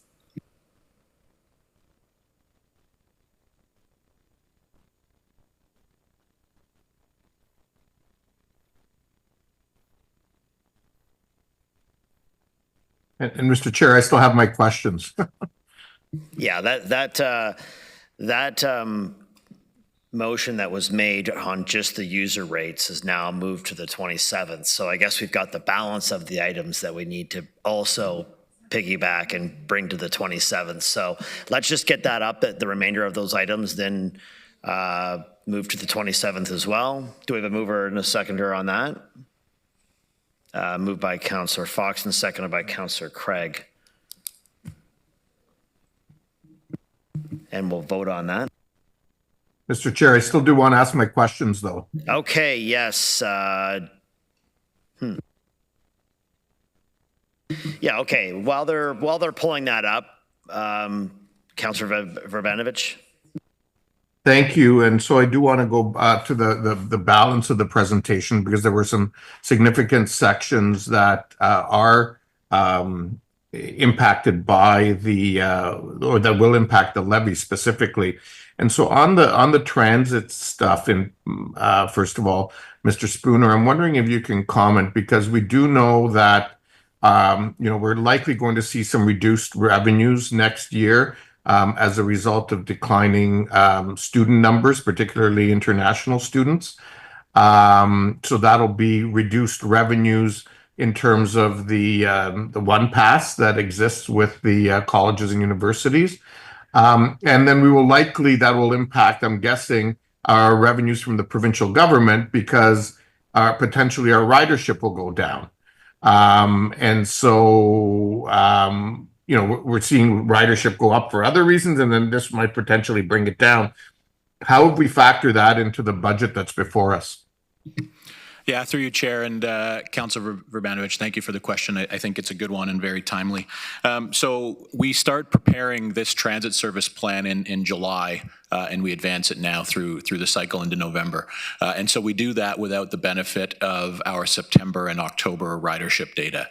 We got our September data about a week ago, and it is not showing a pop like it did last September. And so we'll get our October data in the coming week, and we will have an option to adjust. You're right in noting a decrease in ridership obviously impacts our fare box revenue, also impacts our potential for provincial gas tax revenue. And we've got to do a good job as a transit system provider of balancing the need for growth, but also making sure that there's ridership to sustain. We've spoken a lot in the last few months about cost recovery and ensuring that the business continues to recover costs and isn't eating through the tax levy. So we're working on a number of scenarios now, again, waiting on the October data just to make sure that this September was an anomaly, but we will likely have an alternative plan to advance. Thank you. Okay, so this is an area where, certainly I'll be looking to see if we can make some adjustments because, while I understand on things like core network improvements, if, we add additional bus routes, that means we need additional, buses and staff to drive those buses and gas to, or whatever the fuel source is to fuel those buses. But, there's a lot of positions here. And we've successfully operated our transit system without all of these positions, and all of them aren't related to anticipated route growth. And so, I'm trying to understand in such a tough budget year why we're seeing all of these in front of us. What kind of vetting has been done to bring this down to a bare minimum, so that we're recognizing the fiscal pressures we're under. Yeah, through you, Chair, and thank you, Councillor, again for the question. I think what we were responding to when we put this plan together in July was regional growth between 4% and 6% and year-over-year transit growth of 14%. Last year, Council provided us with 53,000 hours of service. That took us from 836 to 889. The ask on the table today, which I've already told you we will look to adjust, is just under 65,000 hours. Last year, as a transit agency, the only positions that we advanced were operator positions, bus drivers. And so we've had a very hardworking year. We're looking at places in the organization where we need additional investment. But if I walk you through the line that is in your budget book called Transit Service Support Staff, included in there are folks in our bus maintenance shop who do MTO inspections and keep our buses safe and keep our commercial vehicle operators license in good standing. There are operations supervisors, security investigators. There are folks who do frontline customer service. So I'll agree with you that number looks large, but it is places in the organization that we did not grow last year and that we will need to grow over time. It's in most cases overtime avoidance, or there's a position in there such as the warranty administrator. When we purchase new buses, there's a massive opportunity for bus cost recovery through there. We have one person doing that role today, and we think we're leaving money on the table. So happy to walk council through in upcoming sessions every position in that request, but appreciate that it is a big number. Thank you. Okay, thank you. So, I'll certainly be looking for some of those explanations assuming this gets deferred to the 27th. Thank you. Okay, colleagues, it is 12:31. I've got one last colleague that has a question, and then in the interest of time, I think we'll go to that question. If that's it, we'll then resume the last vote that we have here on this package. We'll ask for a motion to go into closed and deal with that next. And then we do have to come back for the remainder of our agenda following close. So Councillor Hoenig. Thank you, Chair. Commissioner Spooner, is there a possibility of the school boards signing on to a program like the One Pass in the coming school year to improve the mobility of youth across our region? Through you, Chair. Councillor Hunick, thank you for the question. I think it's a good opportunity to talk about the value of a universal pass, and then I will talk about how we expand that program. So the universal pass program that we have in place now with the two universities and Conestoga College does a few things. So for the organization, every student in that program opts in. And so there's a revenue component and a guaranteed revenue component that we're able to figure out at the start of the year. The second thing it does is it puts us in a contractual relationship where we can provide each other with more information. Number of students, class schedules, we can get ahead of the service planning, which is why we can deliver such great service to those post-secondary institutions. Our two areas for growth in the Universal Pass program, the first, as you rightly noted, is with school boards. We are exploring a high school U-Pass. We've done some modeling work. It would be a big change for the school board. They would move from a yellow bus model into a yellow bus plus local transit model. We'd have to figure out how that could look, but there's absolutely an opportunity there. And if you think about the benefits to students, having a GRT pass outside of their travel to school, opportunity for part-time jobs, freedom of movement, all of those things. The second area for Universal Pass expansion is a corporate U-Pass program. So if you can think about some of our employers, especially in the manufacturing sector, who do double or triple shift, the opportunity to talk about that, about those peak times, and to be in a contractual relationship where we can deliver service at the appropriate times and make that work. So we're exploring those two. We have not landed them yet. There's a fair bit of work and obviously then negotiation into how we get there, but hopeful we could introduce those two streams in the near future. Thank you. Thank you, Commissioner Spooner. Yeah, I will say that's a good question, and I like the response from staff on that we're looking down the road for how we engage our younger riders. I see the yellow buses all the time, and I think it would make a lot of sense if they were able to jump on a GRT or even an LRT to go to school and after work, et cetera. So that's great. Colleagues, we'll put that remaining referral up, moved by Councillor Fox and seconded by Councillor Craig. We'll go to that vote to defer those items to the 27th.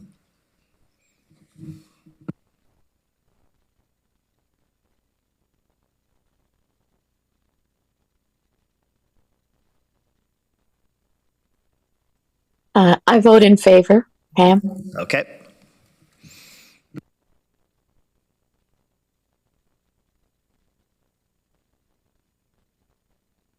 Pam who? Okay, and that's carried, colleagues. I will ask for now a motion.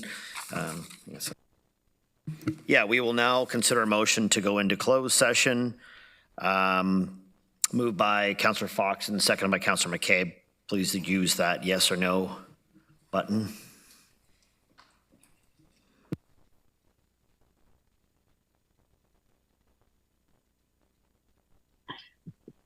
I'm in favor.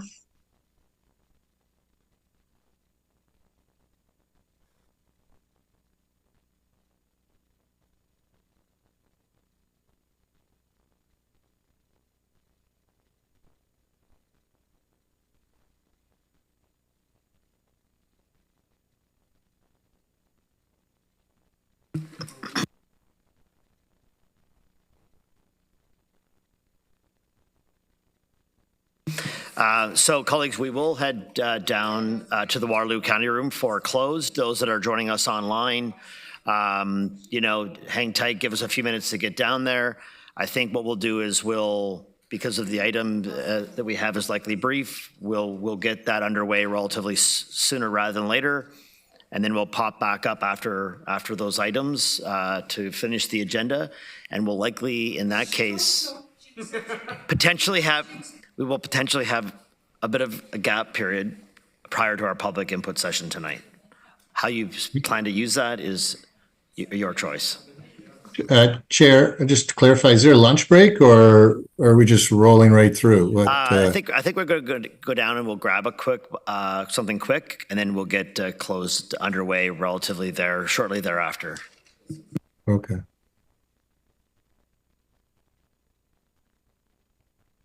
Yes, let's say 15 minutes for those that are online. Be ready to go.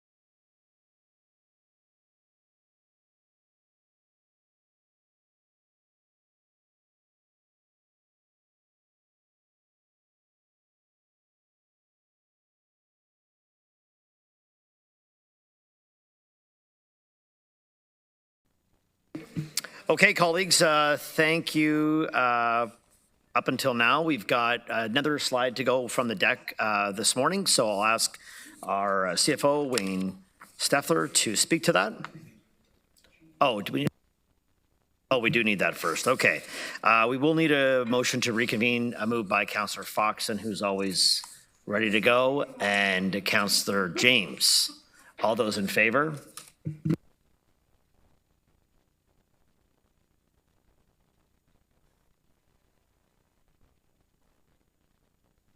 I'm in favor.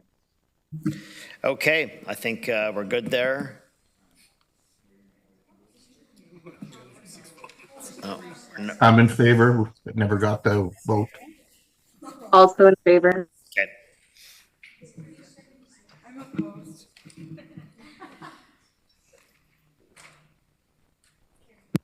Okay, that's carried. So we'll head over to Mr. Steffler to conclude. Okay, thank you, Chair Harris and Regional Council, for the thoughtful discussion today as we build the budget. Tonight we have our first public meeting starting at 6, the first of 2 scheduled. The next plan and budget meeting will take place on November 20th, which is the police budget review. Following that is the November 27th meeting. So there we will bring back additional information and options as we've discussed over the last few meetings. We will also bring forward in closed a risk-based prioritization of possible reductions, and also the expansion items that we've all moved to that day as well. So thank you, and looking forward to the continued dialogue. And I'd also like to just have my colleague, Mr. Getsky, he'd like to just say a couple words too.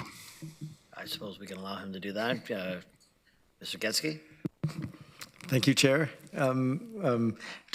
Just very briefly. So a number of service expansions have been deferred to November 27th. Just a reminder that all of the details in there are in the budget book, in the draft budget book that was distributed a couple of weeks ago.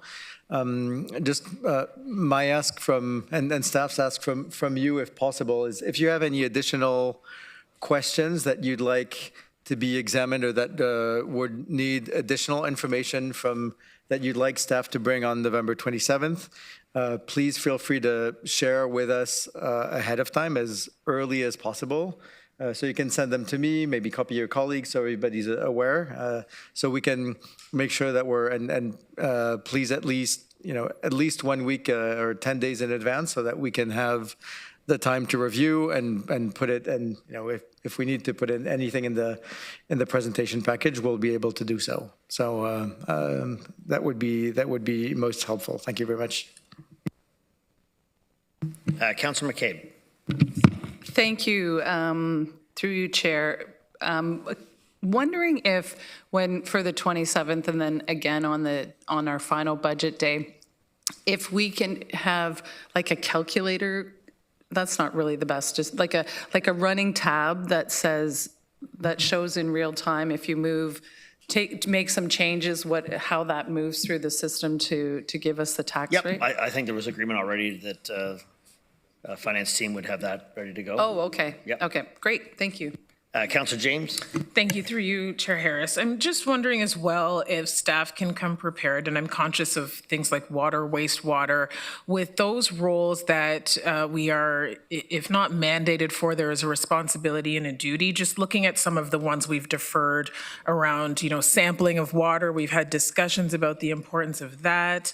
Again, thinking about, source protection plan, things that there is a requirement in some capacity to do, because I would hate for us to not have the resources in place, and it's something that potentially we may have been legislated in some capacity for. So just if we can have staff come back with more information, detailed information around some of those roles. Thank you.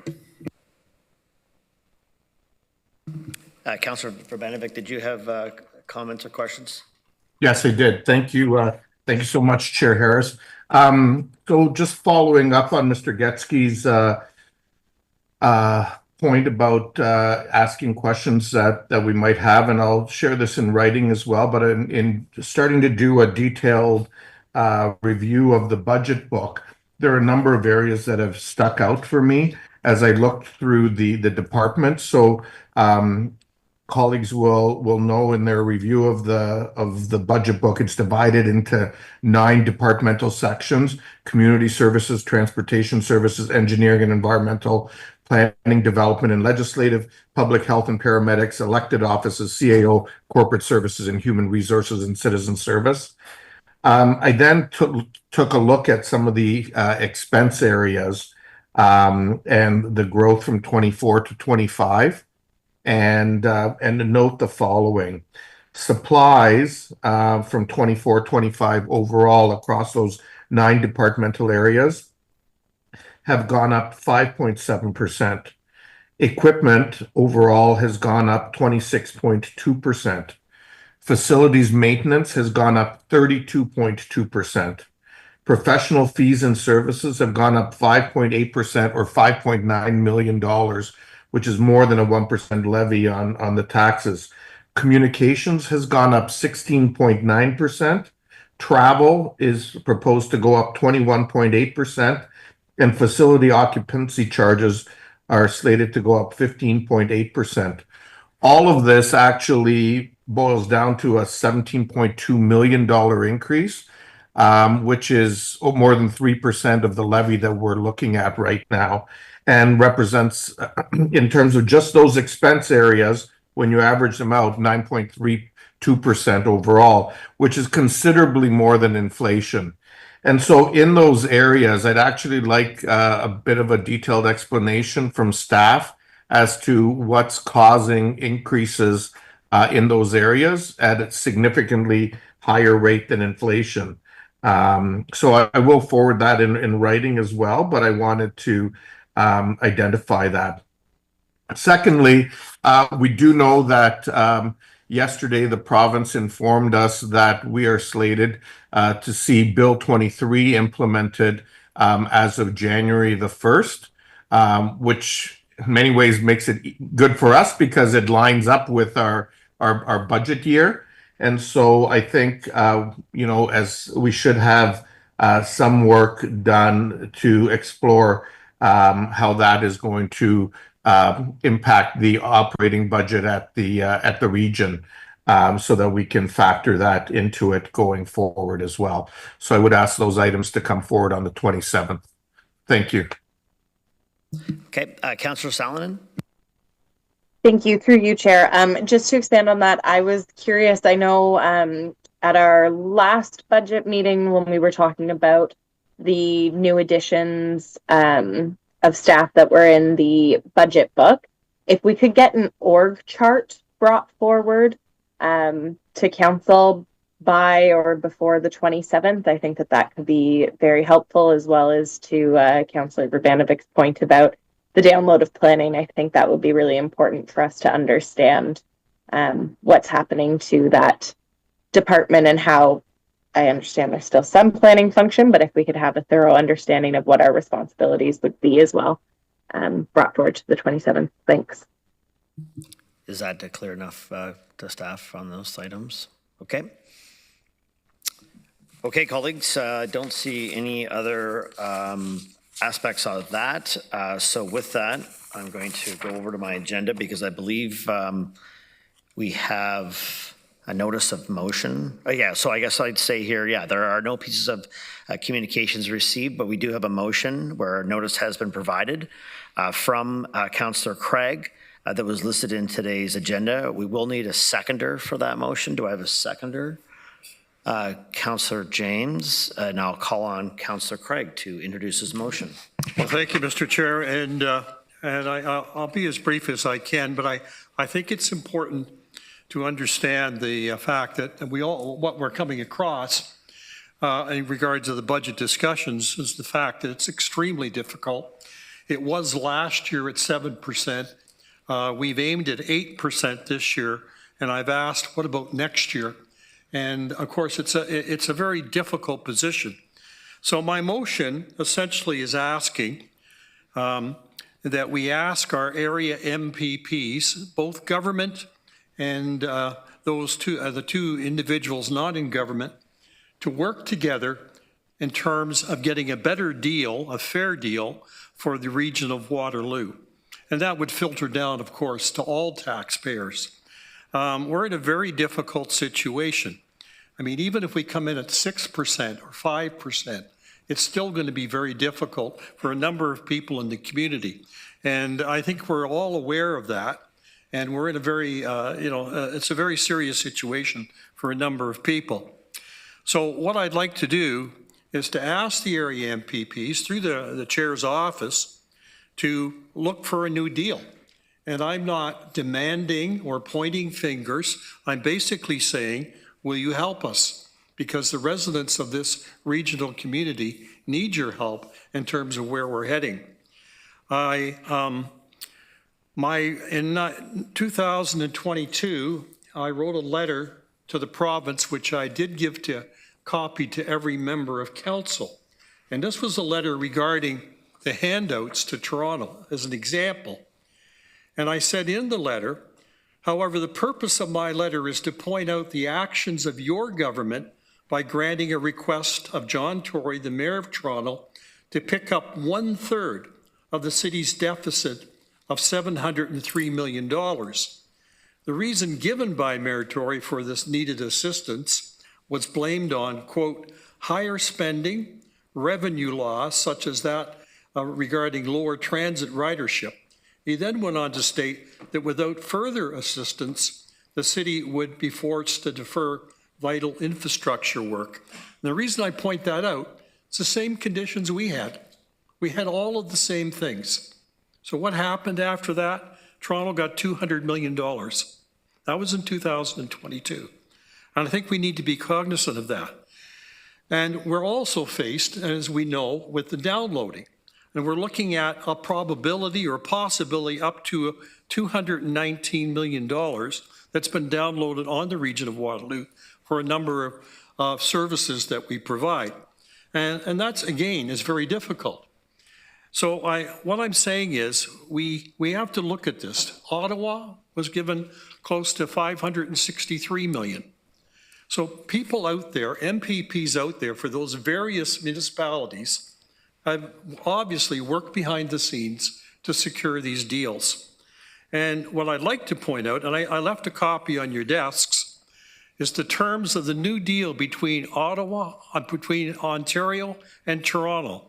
And it talked about the billions of dollars that are being downloaded over the next number of years. And that helps them considerably in terms of their residents, and our taxpayers here, through the provincial taxes, are paying for that. And so I'm asking for, let's look at the region of Waterloo. We need the same kind of help. And if you look at revenue sources for the province of Ontario, they have personal income tax, corporate income tax, sales tax, gasoline and fuel taxes are all revenues that they get. And in terms of the HST, the portion that the province gets out of the region of Waterloo, it equals $1.6 billion. So there's billions of dollars leaving the region of Waterloo, going to both the federal and provincial governments. And I think we need to have a new deal. I'm not asking to raise taxes. I'm asking for a better share of taxes to help us.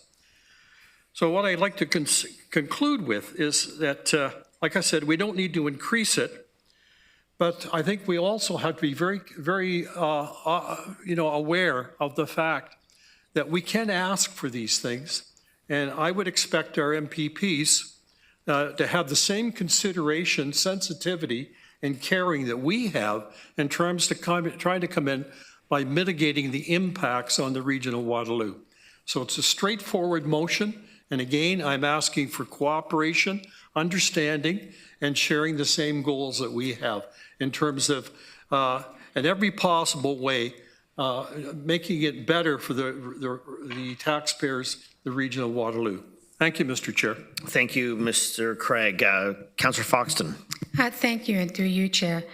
Yeah, if we do this right, and I think Councillor Craig hit on it, talking about how the HST does provide them with 1.6 billion, I think you said, from Waterloo Region.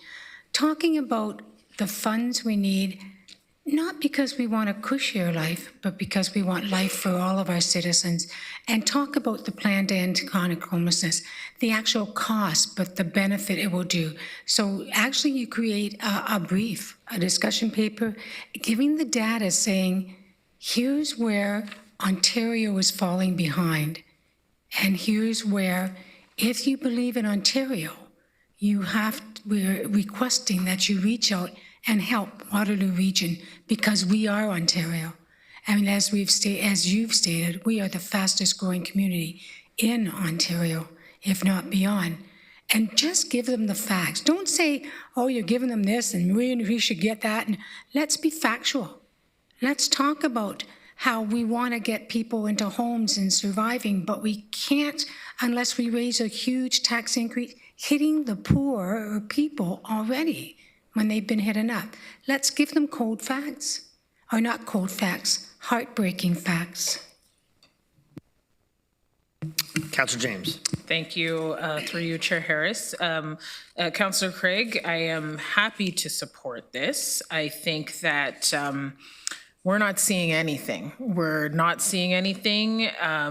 It's sad but true, but the voices that represent us, I don't hear them. I don't hear them speaking for infrastructure, for transportation, talking about our plan to end chronic homelessness. I think that there needs to be more of that presence there in terms of getting a new deal and helping us out, helping residents out.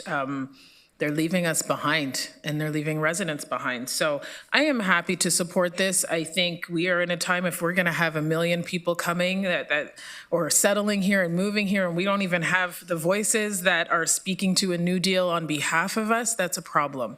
That's a significant problem. So happy to support this, Councillor Craig, and what I see happening in a greater Toronto area. Where are those residents coming? They're coming here. So thank you for bringing this forward. Happy to support it. Councillor McCabe. Thank you very much. And certainly I appreciate the motion and the comments that people have made. I just want to remind Council that through AMO, the Association of Municipalities of Ontario, they are doing this work and they have some specific requests. And I certainly encourage you to go to their website to look at the work that they've done that, excuse me, that outlines, you know, across Ontario, there's details there that outline municipalities are subsidizing the province to the tune of $4 billion a year. 3.2 billion approximately of that is from healthcare initiatives that we're funding off of our property tax system, and the information that's online there that's available for anyone to access is really helpful, and it's really important, and it's really timely given what we're just discussing today.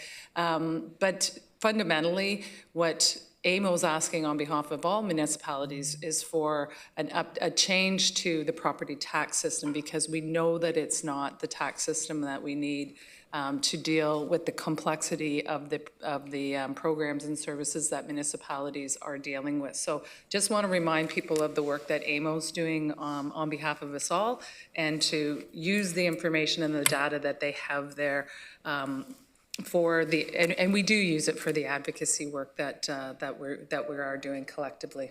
Thank you. Councillor Foxton.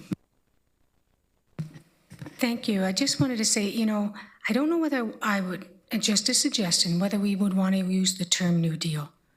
I'd rather use the term strong Waterloo Region, strong Ontario. I think I said that to Clark when he was in. For a strong Ontario, with a strong region, you have a stronger Ontario. And maybe just a different turn. I don't want to say when you gave it to Toronto, you gave it to Ottawa. I want to stand on our own and say, we need to do this. We need you to do this. This is your Ontario. The corners of the Waterloo region are your Ontario. Thank you. Okay, colleagues, that's it for the speakers list. Oh, sorry. Oh, I got Councillor Hunick snuck in there. You did, Councillor Hunick. So I support this motion wholeheartedly. Thank you, Councillor Craig, for bringing it. My question, though, is why haven't our MPPs already done this? Why haven't they wanted to do this? And are we going to hit further roadblocks regardless of this motion? I don't know, Doug, if you have any comment to that effect, but. Well, I talked to the MPPs, and of course my own in Cambridge. Well, I have a couple. Brian Riddell, and he's a very sincere individual, and very impressed by him. And I think he just has to have us simply say, look, we need a lot of help. And I think he and the other MPPs, there's no reason why they can't operate or work together on this. It's all the same residents. It's not about a government versus another opposition issue. It's about all of them working. And I think if we could, through the chair's office, coordinate this, I think the request should go out. And let's see what happens. Obviously, other municipalities have been successful. And I think we have to realize that we could be successful here. Thank you, Councillor Craig. I'm just a little bit wary because our MPPs pay taxes too, and I don't know. Yeah, but happy to support this and see where it goes. Just one final comment, and Councillor Craig, because you mentioned you spoke to, like the MPPs. I don't recall ever seeing a response to any of the motions we've brought forward come through. So I'm just putting it out in perspective. They may be one-off conversations happening, but having correspondence coming to this council saying, we hear you, we understand, we know what's going on, we're advocating, I haven't seen that. So I think there's work to do all around, and anything we can do to get notice about how serious this is. And I am happy to support Ontario, but I think we need to focus on the region of Waterloo right now in the situation we're in. Thank you.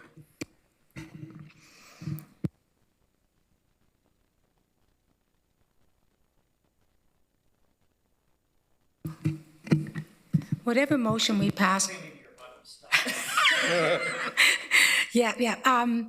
Whatever motion we pass, can we share it with the other municipalities to sign on as well? So that the 7 municipalities and the region stand firm in this? No? It wasn't included, but I mean, if you want that standard language to be put at the bottom as to the distribution of where that motion goes, I think that's okay. We're not gonna, it's not friendly, but there's no objections, so we will add. Councillor Verbanovich.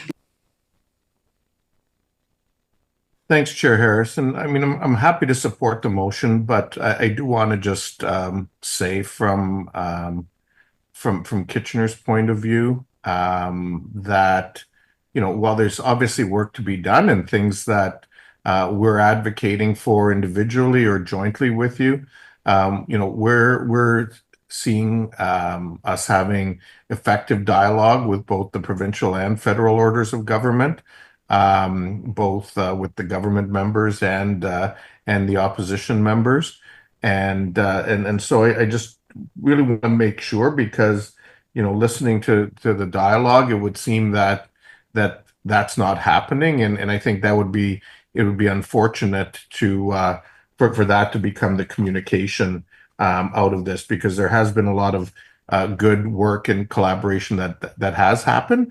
That doesn't mean that there isn't more to be done, and certainly, I'm along with others and keen to see that happen.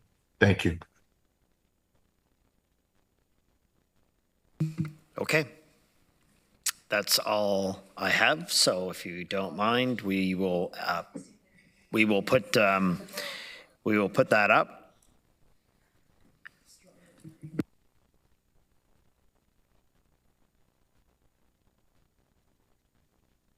I vote in favor. Pam?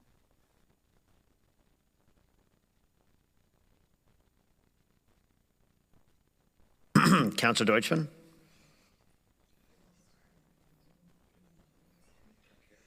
And that carries, colleagues. Thank you. Okay, is there any other business? Don't see any. The next meeting is on November the 20th. We'll now start a vote to, Chair Edmund. Thank you, Chair Harris. I think I tried to get in the queue when we were voting. I just want to reflect on today, and I think there's been some good conversation, but I have to tell you, November the 27th is looming ominous.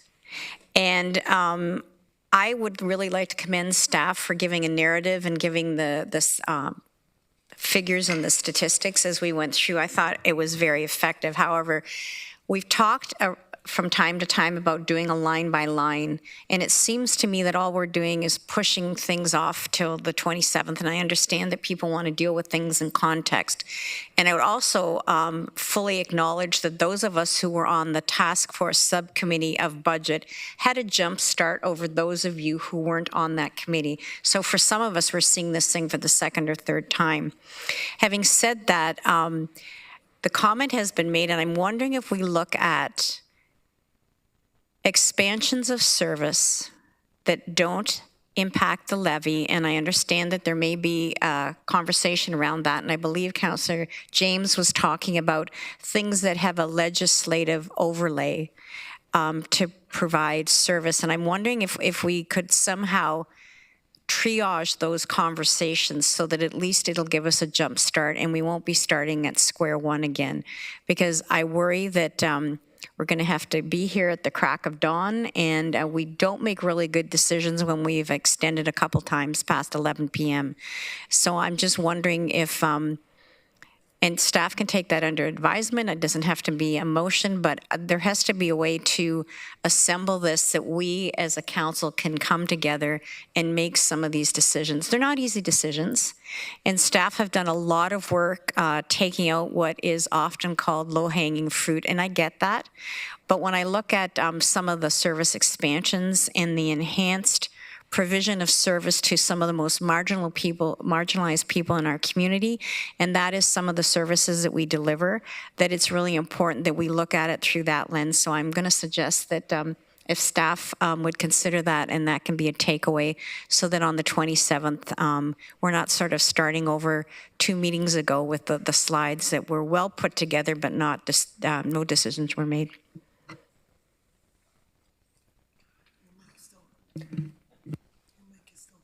Okay, I also have Councillor Deutschman would like to speak. Thanks, Chair Harris. So I think actually when we look at the budget book, there is very detailed information on those various service enhancements. So there's very good detailed information that will allow each of us to read that in advance and go through on a line by line, almost a yes or no with a little bit of input to get through that. And the benefit of having it on November 27th, without having staff do more work, is that if some things get bumped to December 10th, fine. At the end of the day, if we can't finalize the budget in December, there's nothing that requires us to have it done before the end of the year, and it can be bumped into January if it has to be. I appreciate there's the preference to have it done in December. I don't think there should be this rush to get it done by December, and especially how difficult this budget is. And I think, and again, with respect, the information in the budget book is more detailed than the presentations that we had, and more detailed and better information there for us to make decisions regarding these various positions. Thank you. Okay, Councillor Foxton. Surprise, surprise. I thought there was a logical reason for the time frame. I know that we do the budget and we try and get it done by December, and then I know there's a period where we wait, where we do the accounting of the new buildings that have come on, and that brings down the levy, because I know that we don't get the response as municipalities from the region until about March, because there's something that happens between that time frame. But I could be wrong, so I'm asking finance if that's what's real. I see Chris eagerly wanting to get in to answer this one. Just confirm with my colleague here, but I think specifically on the user rate side, those rates are going to come in effect January 1. So those rates should be approved this year, so they can be in place by January 1. When it comes to the levy, it's not as imperative that it gets approved in December. Councillor Hunick. Yeah, thank you, Chair. I think it is really important for council members to be as informed as we can be before we make these important decisions that affect thousands and hundreds of thousands of people. However, I've been nervous to defer things until November 27th. As many of you know, I've said it's not 48 hours long, and I'm even more nervous to defer things to the 11th of December. And now, Councillor Deutschmann has suggested deferring things till January. I wonder if he or others can comment on the point of doing that. We can't delay this forever. The people of Waterloo region need to know and deserve to know. Chair Harris, happy to respond. Yeah, I mean, I think in general, we've got our meetings lined up. We have the one on the 20th. We have a meeting on the 27th. We have a meeting on the 11th. I mean, you know, let's get through those before we start talking hypotheticals. There was an answer provided by Chris as to the rationale as to why typically we want to get this wrapped up at a certain time as it relates to user rates. You know, let's just keep our focus on what job we have to do with the information in hand, and let's try to get through it, and we'll cross that bridge when we get to that bridge. Maybe that's a good way of saying it in order to just stop going around and around. With that, I'll go to Councillor Verbanovich. Yeah, thanks very much. And I'm just wondering if it might be helpful for all of us just in preparing any additional questions for staff. You know, over the last few meetings, there's a number of things that we've actually asked staff to come back with us with information on.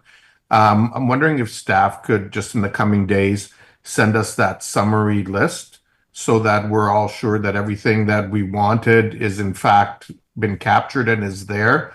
And not the information, but just the summary list. And then if there's anything else, we can make sure we get it to staff in a timely manner, as Mr. Getsky requested earlier. Okay. Councillor Deutschmann. Yeah, thank you. And just in response to Councillor Hunick's question, one I would point out, when we're first elected, we're finalizing a budget in January, February. So clearly we can go beyond the end of the calendar year. I wasn't suggesting to defer anything purposely. It's just that if we were pressed for time, then we still have the benefit of moving something to January if there's not enough time to get it done in December. So all I was pointing out was that November 27th, yes, just 24 hours, I hear that. But, you know, we want to do our part by doing a line by line. And if it extends into December 11th and not leaving everything to the last day, gives us more time to deal with things. And again, we can push it into January if we have to deal with the user rates as mentioned, but certainly the levy does not have to be done by the end of the year. And so it's just not to feel pressured or stressed or hurried as a council, and comfortable in making what will be some substantial decisions on a potential substantial levy. Thank you. Okay. I will ask for motion to adjourn. Moved by Councillor Fox and seconded by Councillor McCabe. All those in favor, please.